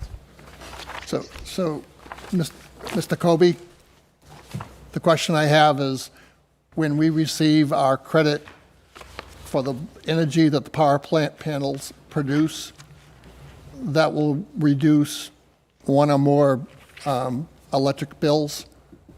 And how will we show that on next year's budget? I haven't, not knowing how the power company is going to bill us, I can't answer that 100, with 100% certainty. Okay. We don't have any solar panels at this point, and I'm not familiar with the billing by, what the billing looks like. But Okay. my, initial thought is that there will be a decrease in the appropriation with the amount spent. Okay, Typically, what happens with solar panels on, at least commercial end, is they're buying back the energy and they'll give you back a credit. Correct. Not against any one building or any one thing. They'll give it back as a monetary credit or off of your electric bill. They're gonna give you probably the either or. so the net metering, the way I understand the net metering, gives us the ability to be able to apply that credit to any one or more bills, electric bills. You And the could. way that we are billed right now is, I think there's, I'm just pulling this number out of the air, it's 10 or 13 bills for every single building or facility that we have that consumes power, including the electric lamps, Right. the street lights. So we could basically say, here's the electric bill for the Public Works garage, and the credit's gonna cover that, and now we have a surplus, and we could say, well, we could take the town hall. Right, you and- usually and can apply it direct to them that. Yep, to where you want it to go. yep. So I don't know if it's an apportionment or whether it would affect an individual line item in next year's budget, and that's the question I was asking Greg. Yeah, okay. So unless there's any other questions, I'll make a motion to approve. Hey, I got a question. Go ahead, sure, absolutely, go ahead. Bob? Yes. The number 2 line item there, 120, it says line increase in hours as well as hourly rate. I was under the impression that the cable operators got a certain amount per meeting, not an hourly rate, like $50 for this meeting, period. No, they are paid by the hour with a minimum amount per meeting. So if there was a 30-minute meeting, because of setting aside that time, they have a minimum of 2 hours or along those lines. But if a meeting goes 3 hours or 4 hours, then they are paid for those 3 or 4 hours. They're paid by the hour with a guaranteed minimum per meeting. And the hourly wage has been increased from what to what? I would have to get back to you on that. Okay. It is a very nominal amount, that I do know. I believe Frank could probably, go over to McDonald's or up to Walmart if he wanted to and make more money. Is there any more questions on cable? If not, can I get a motion to accept the budget at $37,203? So moved. Do I have a second? Second by Greg. All in favor? Aye. Opposed? Abstaining? Okay. So the next one is other general government. I believe it's on page 22.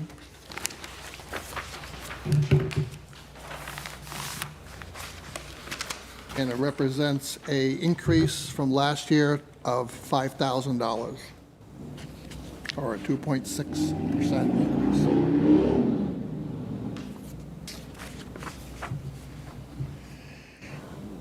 So, Mr. Kobe, am I explaining this correctly? Is this kind of like a roll-up budget here? Are we putting all telephones, or most of the telephones together, and most of the computer and internet together, probably with the exception of the police department and the fire That is department? correct. That's correct. Because of the telephone and computer internet all being billed now with a one system, several years ago, we consolidated that instead of trying to break it out by line into each department. And same thing with the computers. The only remaining telephone expense in any department budgets are if they have, cell phones for on-call, in the executive budget, like for the selectmen, to have either a tablet or cell phones, things of that nature that we can identify specifically to a department, that still remains. But these are the general infrastructure operating system to run all departments contained here. Are there any more questions? Yes, Bob. I was just wondering why there was such an increase in telephone and computer internet, those two line items, in 2020 compared to 2019. I mean, that was a significant jump for both of those line items. Was there a reason for that, Greg? I believe in 2020, we did put in a new Comcast phone system. We did away with an old one and put in the new one, so I think there was a pretty significant upfront investment that was included with that. Okay, so it would be an equipment investment, would be, Yes. okay. Anyone else? If not, can I get a motion to accept budget of I have a one? question about the server-related expenses. I'm just trying to figure out where we talked about server and computer-related expenses and leases. Is this separate from that? I mean, other general government, or is that just a description that doesn't? You'd indicated something about servers. It was the lease for the servers themselves that That's had correct. expired. We had the expired leases that were out of the police and the executive. And they were left in there because they started there. But we moved all other computer and internet related over to this line a couple of years ago. So these are more upgrades or software upgrades or that type of expense? Server-related expenses, okay. Server related, like I know we just had a switch fail. And so we just purchased a new switch, for the server. So it's things of that nature. Any other questions? If not, I'll entertain a motion for $195,000. Brian, second? Second. By Richard, okay, all in favor? Aye. Opposed? Abstaining.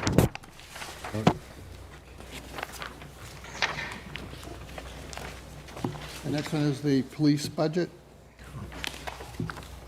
Do you want to hold that one off, Bob? I think I'd like to. Okay. So the next one would be the fire department, which starts on page 26.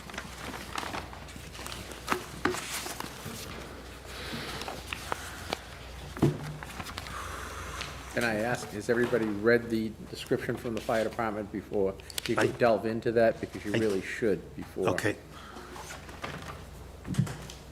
It's fairly lengthy, so. This is a flat budget from last year. For those who went on the tour too, the chief did a really good job kind of explaining not just what he was asking for, but his logic of how he goes about planning for different things in his budget, thinking ahead about trainings he would do, things he would put in place to try to get us better ratings and save us money in other places. So I for one appreciated the way that he looks at things. I learned a lot about this budget and the emergency management budget too, actually. Could I make just a suggestion? yes. That police and fire, you probably tackle it all at once. That'll give everybody a chance to Yeah, go over through this. both budgets. I would agree. Yep.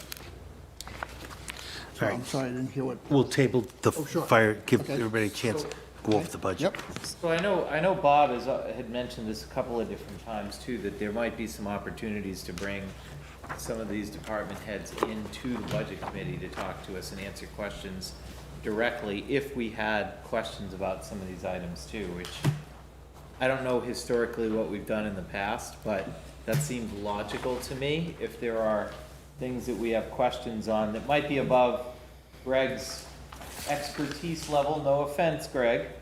But None taken. No, but they might do a better job explaining things, and also showing where some of the offsets are if one line goes up and another goes down. We had them last night at our meeting. Yeah. yes, So we had, it doesn't hurt.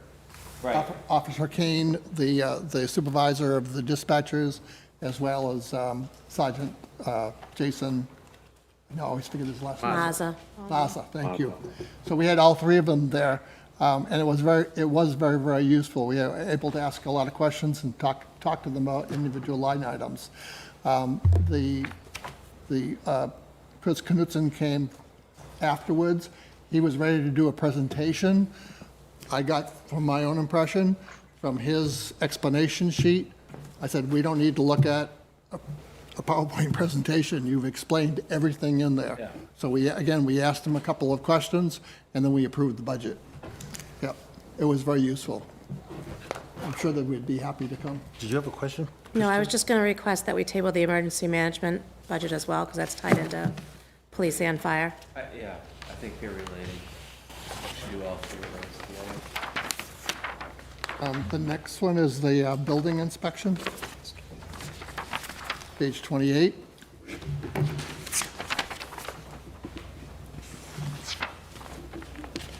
And the building inspector is a reduction in the budget of $17,059.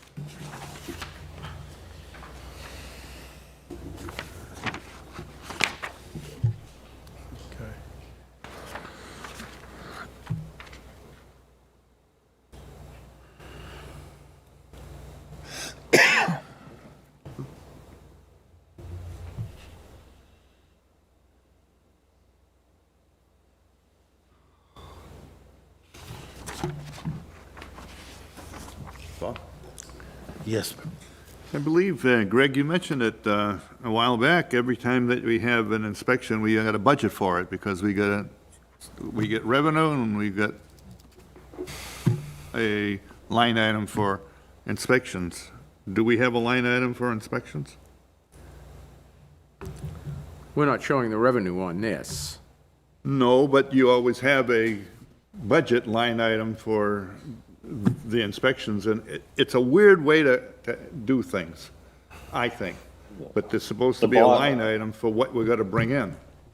You mean a line at the bottom of the paper that says what the revenue has been? Yeah, I believe so. That's what is that what you're talking about, Peter? No, like if we're gonna go out and do inspections and make $50,000, we have to have a debit in the budget for $50,000. I don't agree with it, but I thought that's the way it goes. No, it's really, it's set up per an inspection and depends on the inspection itself, you know. Electrical gets a certain fee, plumbing gets a True. certain fee, building gets a certain fee. The fee structure isn't really consistent all the way across, because it goes, if you had something as big as some of the big buildings out on 125, that's a different fee structure. I understand that, but that revenue that comes in is offset by a debit in the budget. Yes, it is. In other words, it's much like the town clerk. You've got all this money, and then it's offset by the revenue So that's I'm coming asking, in. where is that in this budget? Well, like the town clerk, it didn't show up. No, in on the this. inspections. I know, but what I'm saying is, as like the town clerk's budget didn't show it, and this doesn't show the revenue either. You know, we probably, Am I incorrect? it'd be nice to probably see what the revenues are. Greg, am I incorrect in saying that double entry accounting or whatever weird thing is going? Well, the town is required to show a budget on a gross basis to account for all activity. So that's what we've done with the inspection department, like we have all of the others, as Mr. Britton pointed out. The bottom two lines, we have the plumbing inspector and the electrical inspector. So that's where we have our separate inspections there. But the, you know, the revenue is obviously off on, you know, a different side of things. Similar to, you know, motor vehicle revenue, similar to recreation revenue, things of that nature. But the total cost of performing the service by the town is being shown on a gross basis.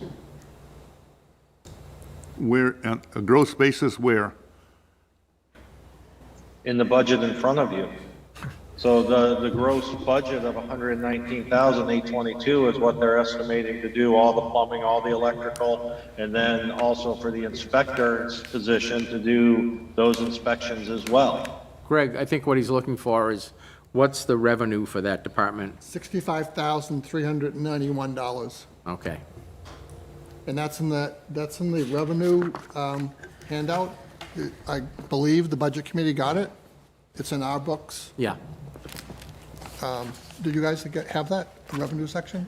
Yeah, so let me ask, so Greg, aren't the costs of these inspections, isn't it picked up by the contractor or the person requesting the inspection? Or no? Yeah, that's why we've got the revenue on the other side of things to help offset the budget. So that money doesn't get raised by property taxes, it's being raised by those utilizing the service. Okay. Excuse me, Bob, Yes, Bob? just for clarification, when we send out an electrical inspector or a plumbing inspector, it's only costing us on an annual basis $10,000 for each one of those inspectors to send them out? That's what, $40 per inspection. That's what it's costing the town to send them out? Right, but keep in Yeah. mind, Bob, is that Yes. every time they go out, they're bringing income in. Yes, I understand that. Okay. Just clarification. Yes, Brian? Well, yeah, I'm assuming the first line, the reduction from 21 to 22 is probably, I'm assuming, related to Mike's retirement and just change in salary for the person coming in, right? Yes, partly. Partly, Yes. right, okay.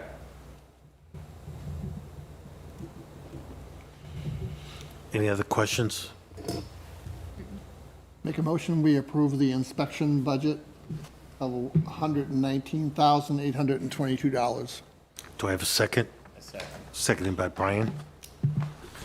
All in favor? Aye. Aye. Opposed? Abstain. All right, that was inspection. So we're going to skip emergency management. Was that the request? Yes. Okay. So the next one would be the highway budget. I believe that begins on page 30. And it's also on page 31.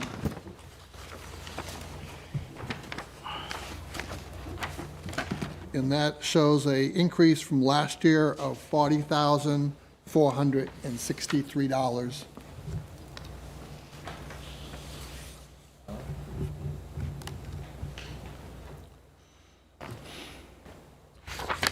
And Greg, I think you could probably talk to why that jump, especially with the Yes. landscaping. This is in the presentation, you know, made to the board of differences within departments. This was one of the things that I had pointed out. We are having a lot of trouble hiring temporary labor to help out in the summertime.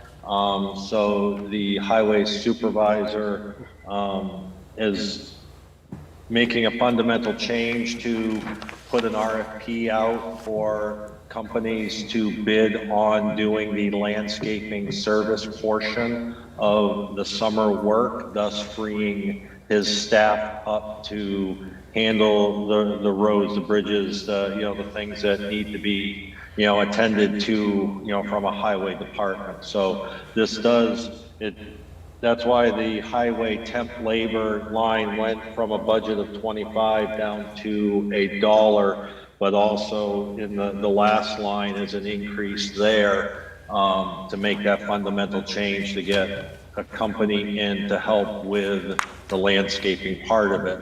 Because they're spending an inordinate amount of time just mowing grass, pickup, cleanups and the like.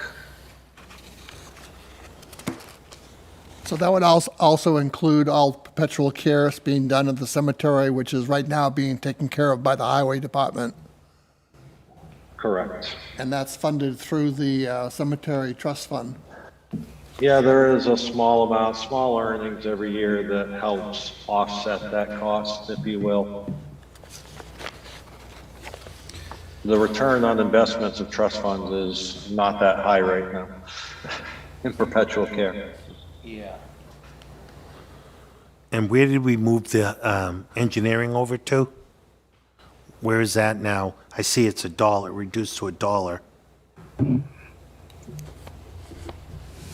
Dan left a dollar in that because he's not necessarily anticipating needing an engineer for 2022. Dan has completed some necessary classes himself through the state to be able to do some of the work that we may have outsourced with regards to drainage and things of that nature. Okay. Thank you. Yes. Well, I'm having a hard time understanding the $70,000 increase in line item 391, the last one for grounds fertilization. I can't buy $70,000 just to free up staff for highway duties and ongoing work. It doesn't track to me that we need $70,000 to do that. Greg, did this go out to bid, Greg, yet? No, it has not. Okay. Bob? But there's an offset right up at the top anyway of 25,000, so that's already part of that total. Part of what you're not seeing Is it an in the offset? budget also is that we have 3 people at the highway garage. One guy is tied up a ton of hours in the course of a week handling water stuff, water-related mains and things like that. And he's still working with the highway also. But there's 2 guys that are doing a bulk of the work, and when you only have a couple of guys and another guy that's not there 100% because he's doing what we needed him to do with water-related stuff, you suffer greatly when it comes to the roads, each year when we're doing the roads and having personnel there to make sure everything is going well. So I think that's where the whole thought process was, if you were out here last summer, I think you'd see a lot of times the grounds weren't kept up very well at all. They were starting to look pretty shabby around the town hall and in other places. And I think that's where that 70,000. Now, Pete and Bob, I don't know if that 70,000's the number. Hopefully it'll be less, but we had to take a rough idea of what it was. I'm hoping it comes in at 40, but I don't know. I don't know landscape prices that well. Yes, Bob. I have 2 questions. One is, I'm assuming that the highway department person that's spending a majority of his time doing water-related things is getting paid out of the water budget. Some of it, not all of it. Proportionately, The water department time that is spent, he does track it with a separate timesheet, and we do bill the water department directly. And a Okay. lot of the work that he does do, like in the summertime, for instance, when the highway crew goes to 4 10-hour days, he's doing a lot of that water department work on his day off on Friday, quite honestly. So a bulk of his hours are spent on Fridays. But there is the occasional, leaks, repairs and the like, that they may pull somebody out like at the end of the day. And a lot of times, they'll do it, after their hours, but it is tracked separately and it is charged directly to the water department. Okay, that answers that. My second question is, for the last good number of years, the highway department has been maintaining the lawns, as we all know. They've been mowing both the rec fields and the town hall here and the Library. right, the other complexes. Now, we're changing that, and some of that is going to go out to bid, I would assume, and be outside landscapers will be doing some of that. Currently, what is the thinking? What are they losing? What is going to be turned over to outside? Do we know yet? Is it some speculation that the recreation areas are going to be outsourced, or which ones are? Town hall, cemeteries, Ingalls, not so much park. I know they utilize somebody for a lot of their mowing. But the upkeeping, the mulching, of all town properties, quite honestly, is the thought process. Now, I know Dan has spoken about possibly doing some things almost like an a la carte, but still maintaining, if, like, for instance, if a landscape company says we're going to come in every Wednesday, but because Old Home Day is going to be on Saturday, Dan will still, get out there on Friday to make sure everything is mowed, for the weekend, for special events and the like. So he will still have his equipment, but the bulk of that landscape work is going to be outsourced. The cemeteries, all of that. Okay, so that leaves park that's going to be maintained primarily by the highway department? Is that the thinking right now? No, the recreation currently contracts with somebody to take care of the fields themselves. Okay, so they're not maintaining the mowing of the lawns They're at any looking to facility? no longer have to maintain the grounds. Okay, so they're, The highway department would not be the primary mower, if you will, of any of the town grass. okay. What about the dividers, the 125 center strips? That is yet to be discussed and determined. Okay. Last question. Those people that are outside vendors that are going to be mowing, doing the mowing, our highway supervisor is going to be responsible for overseeing that, for arranging that, or what is his role? I would say similar to how he handles like his plow drivers, he would be responsible, will put out an RFP, make the selection process, and then let them go. Obviously, in the normal course of business, he would, keep track of, the quality of their work, Okay. just like he would his plow operators. Okay. I'm thinking that we should have Dan come in, consider having Dan come in and kind of give us his thinking on how this is going to unfold. Can I ask a question? Yes. So just the temporary laborer that we had prior at budget of 25,000, was that person involved in the cutting of the grass? I believe so, yes, So- and providing assistance to the department. Okay, so 25,000 and the $70,000 cost of the ground fertilization that Bob mentioned. So we're really talking about 55,000. 45. 45,000, I'm sorry. Okay, 45,000. So we're talking about a much smaller amount. If I'm looking at the $80,000 number versus the 70,000, yeah. So that's really what the RFP will be paying for. we do not have to have that temporary laborer there in the budget. So the cost to the town overall will be a lot less than that $80,000 or $70,000. And we don't know, since we haven't done an RFP, we really don't know what it's gonna come in at. Correct. All right, why don't we hold off on the highway? Yeah. We'll schedule an evening that we can have Dan come in. Yeah. Just, Well, understand you probably won't get a bid until well after this budget is probably due.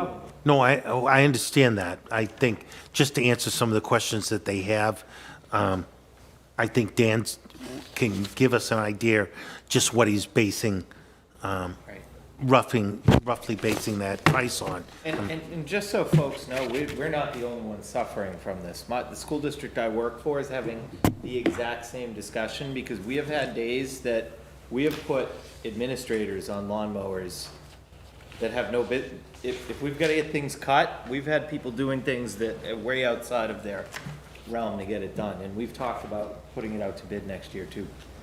All right, so we're going to table, yes, Bob? the last thing. So it's going to go to RFP, which means that actually the Board of Selectmen is going to be making the decision on what service is going to be doing this. And Dan will be overseeing it, supervising it. Well, he won't be standing there supervising. I mean, they have to fulfill the contract or not, so. The Dan- RFP will come out and then bids will be discussed. And then we'll pick a vendor. If there's a contract issue, Dan might go to the selectmen and say, we've got a vendor who's not meeting the contract. Right. And then, the town looks Right. at the contract and decides what to do. Okay. All right, I'll- so we're. The next one is recreation, and it's on page 39. Recreation is a increase of $649, 0.35%. Page 39 39 and 40. and 40. Did we skip 50% What are cut. we doing with welfare? Did we skip welfare? I thought we approved welfare. Did we approve She's welfare? got the dagger eyes. Just over there. kidding. Look at those. Okay. I know those eyes. I'm sorry, we approved it this morning at the beginning of the meeting. Okay, that's what I thought. Through the Okay. items, yeah. Yep. Okay, recreation.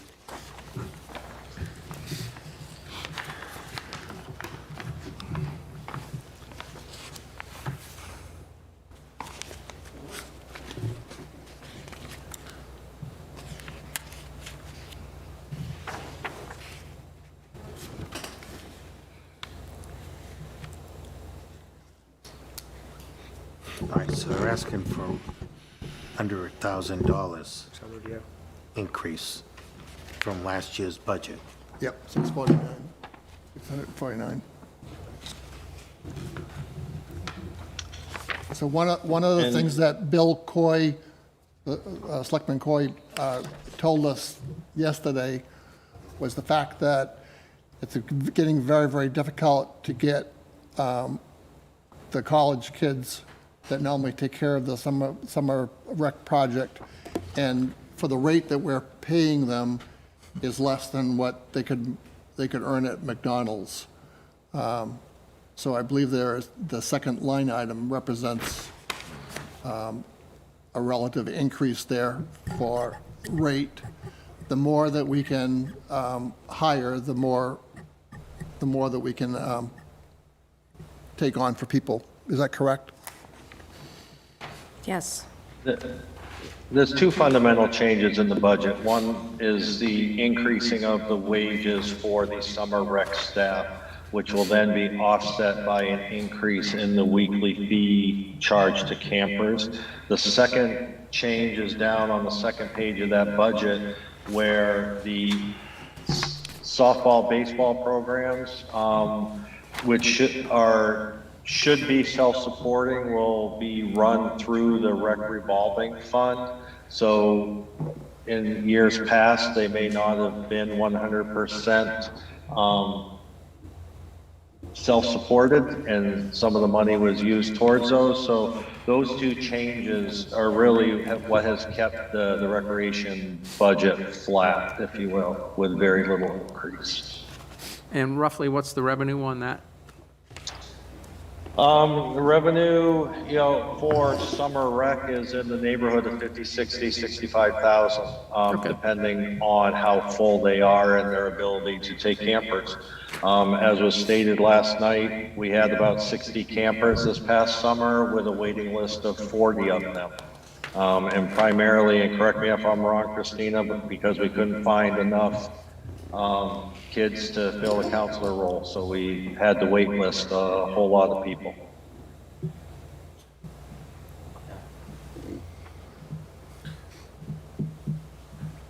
I see we have a reduction in the senior programming. What was that? They decided to do away with something this year? They're doing The seniors? a lot of in-house or Is that right? versus doing a lot of traveling. Well, no, I see. in You mean the specific actuals? Programming. Oh, The actuals? Did we cut what we're doing for the seniors? No, just a lot of the programs had to be virtual because Okay. of COVID, and they're a high-risk category, so they Right. couldn't do a lot of in-person programming. Okay. If I'm not mistaken, I believe the recreation director actually went to the seniors' houses to bring items to them to keep them engaged. Okay.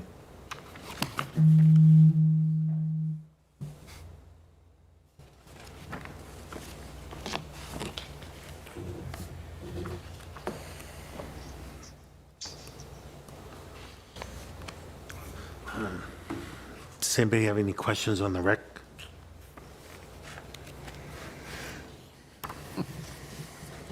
No?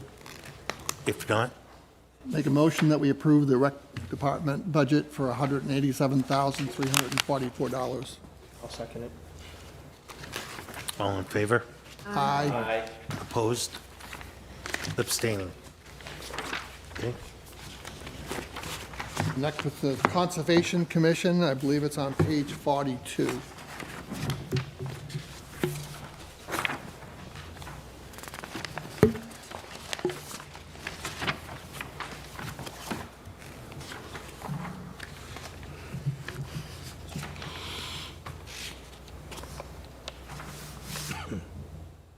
This represents a increase of $720.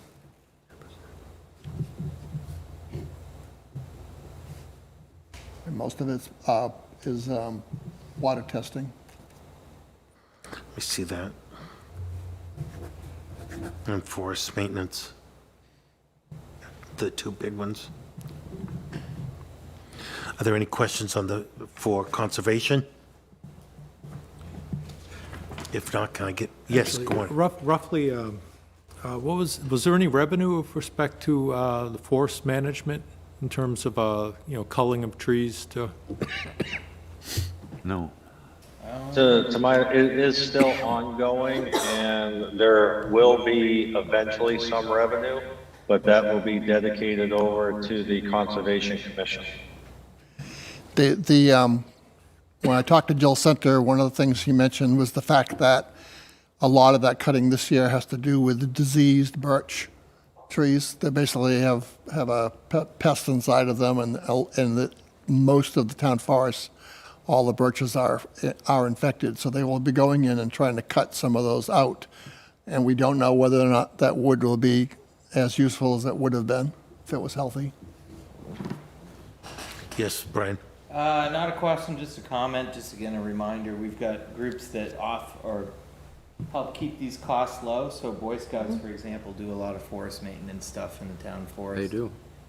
Eagle projects and whatnot, they go out every spring and they do quite a bit of cleaning after the winter time, which saves town from sending our people out there or having to contract it out too, so.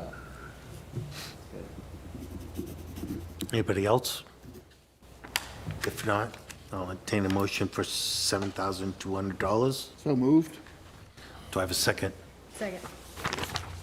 Seconded, all in favor? Aye. Opposed? Abstaining?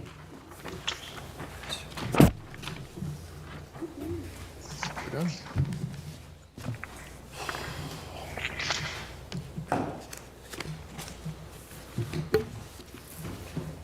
So we have a general government building, we have highway and police. in Fire. fire. Fire. Is that correct? Yes.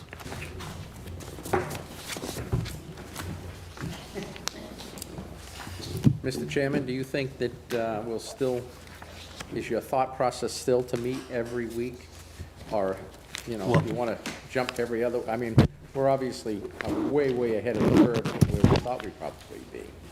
Yeah, I understand that. Well, we're not going to be meeting next week. Okay? So, next week is, you know, a holiday on Monday, so, next week we won't. If if the committee would like, we could take one of these each night, each week, to go over, I guess, because we only have 4 left that are outstanding that we're, And- so, And 2 of those, I mean, I can only tell you from last night's meeting. Yeah. The police and fire combined didn't take that much time. No, it didn't. right. I mean, it 10 was minutes a matter each. of, what, 45 minutes maybe? And I think it was even a lot less than that. Yeah. I think probably about 10 to 15 minutes. And a lot of it was not so much the budget, it was basically just philosophy that we were discussing. I'm a fan of fewer nights if we're already here, Yeah, let's do it. and Let's we do all get of through them. it. I mean, really, right? We only got four left. Right. That's really good. Yeah, do 2 one night and do 2 the following week. And we, yeah. More than fine with that. Well, and really, you could do 3, because you could do emergency management Right. with fire. Yes. So- That's right. Yep. Yeah, what? Yeah. Emergency You can do management. emergency management with Yes, fire. that's right. Gotta get all the- You just don't want to go to 2 meetings a night. You just don't want to go to 2 meetings a week. All right, so. We have, tonight's the 5th, so we don't have a meeting on the 12th. So we could schedule, if you'd like, we could schedule Dan to come in for the 19th. And, Well, why don't we have Dan, the fire chief and the police chief all on that same night?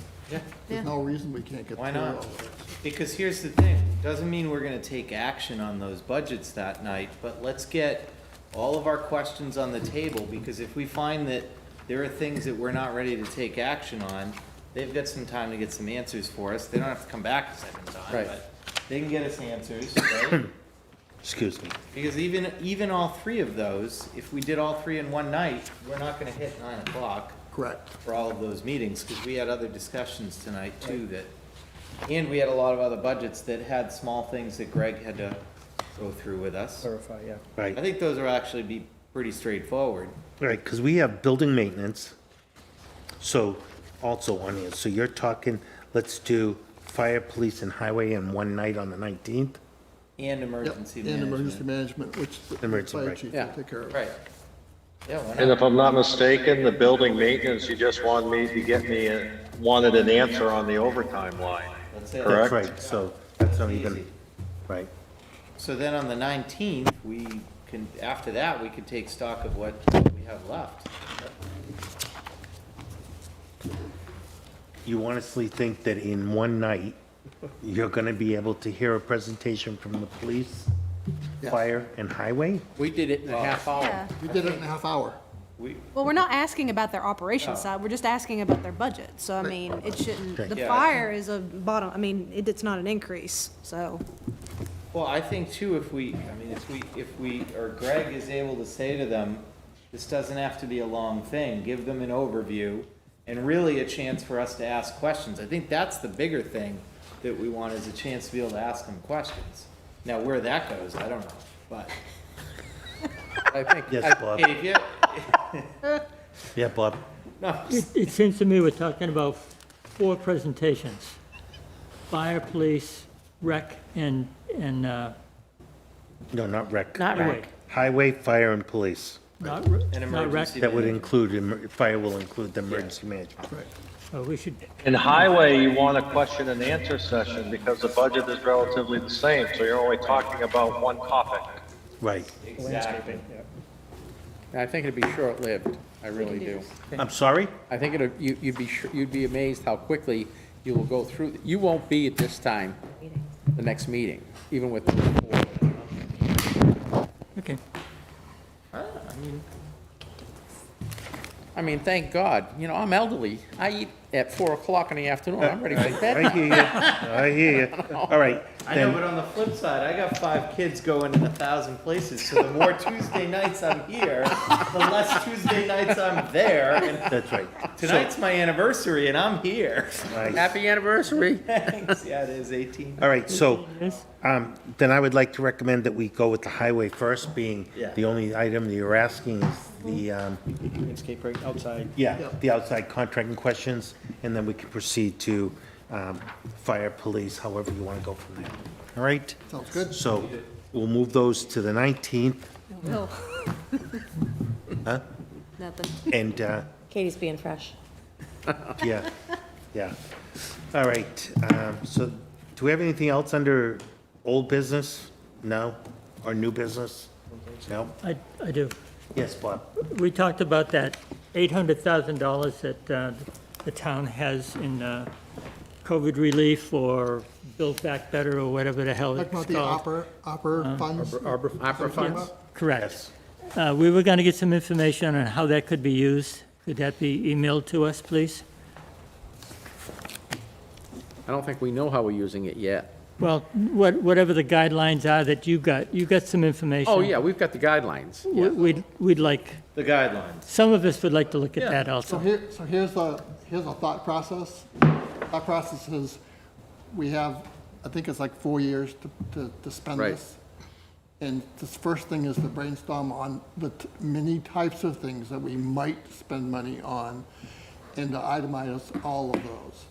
And then we can share that, and the Board of Selectmen can then review in terms of where that we think it's gonna get the biggest bang for the buck to the town. I don't think we're gonna just come up with a decision and just pull it out of the air. We need to be able to go off and look at all the different ways that we can use this that have anything to do with infrastructure within the town, and then be able to weigh each one of them and decide what's the best bang for the buck. Do you agree?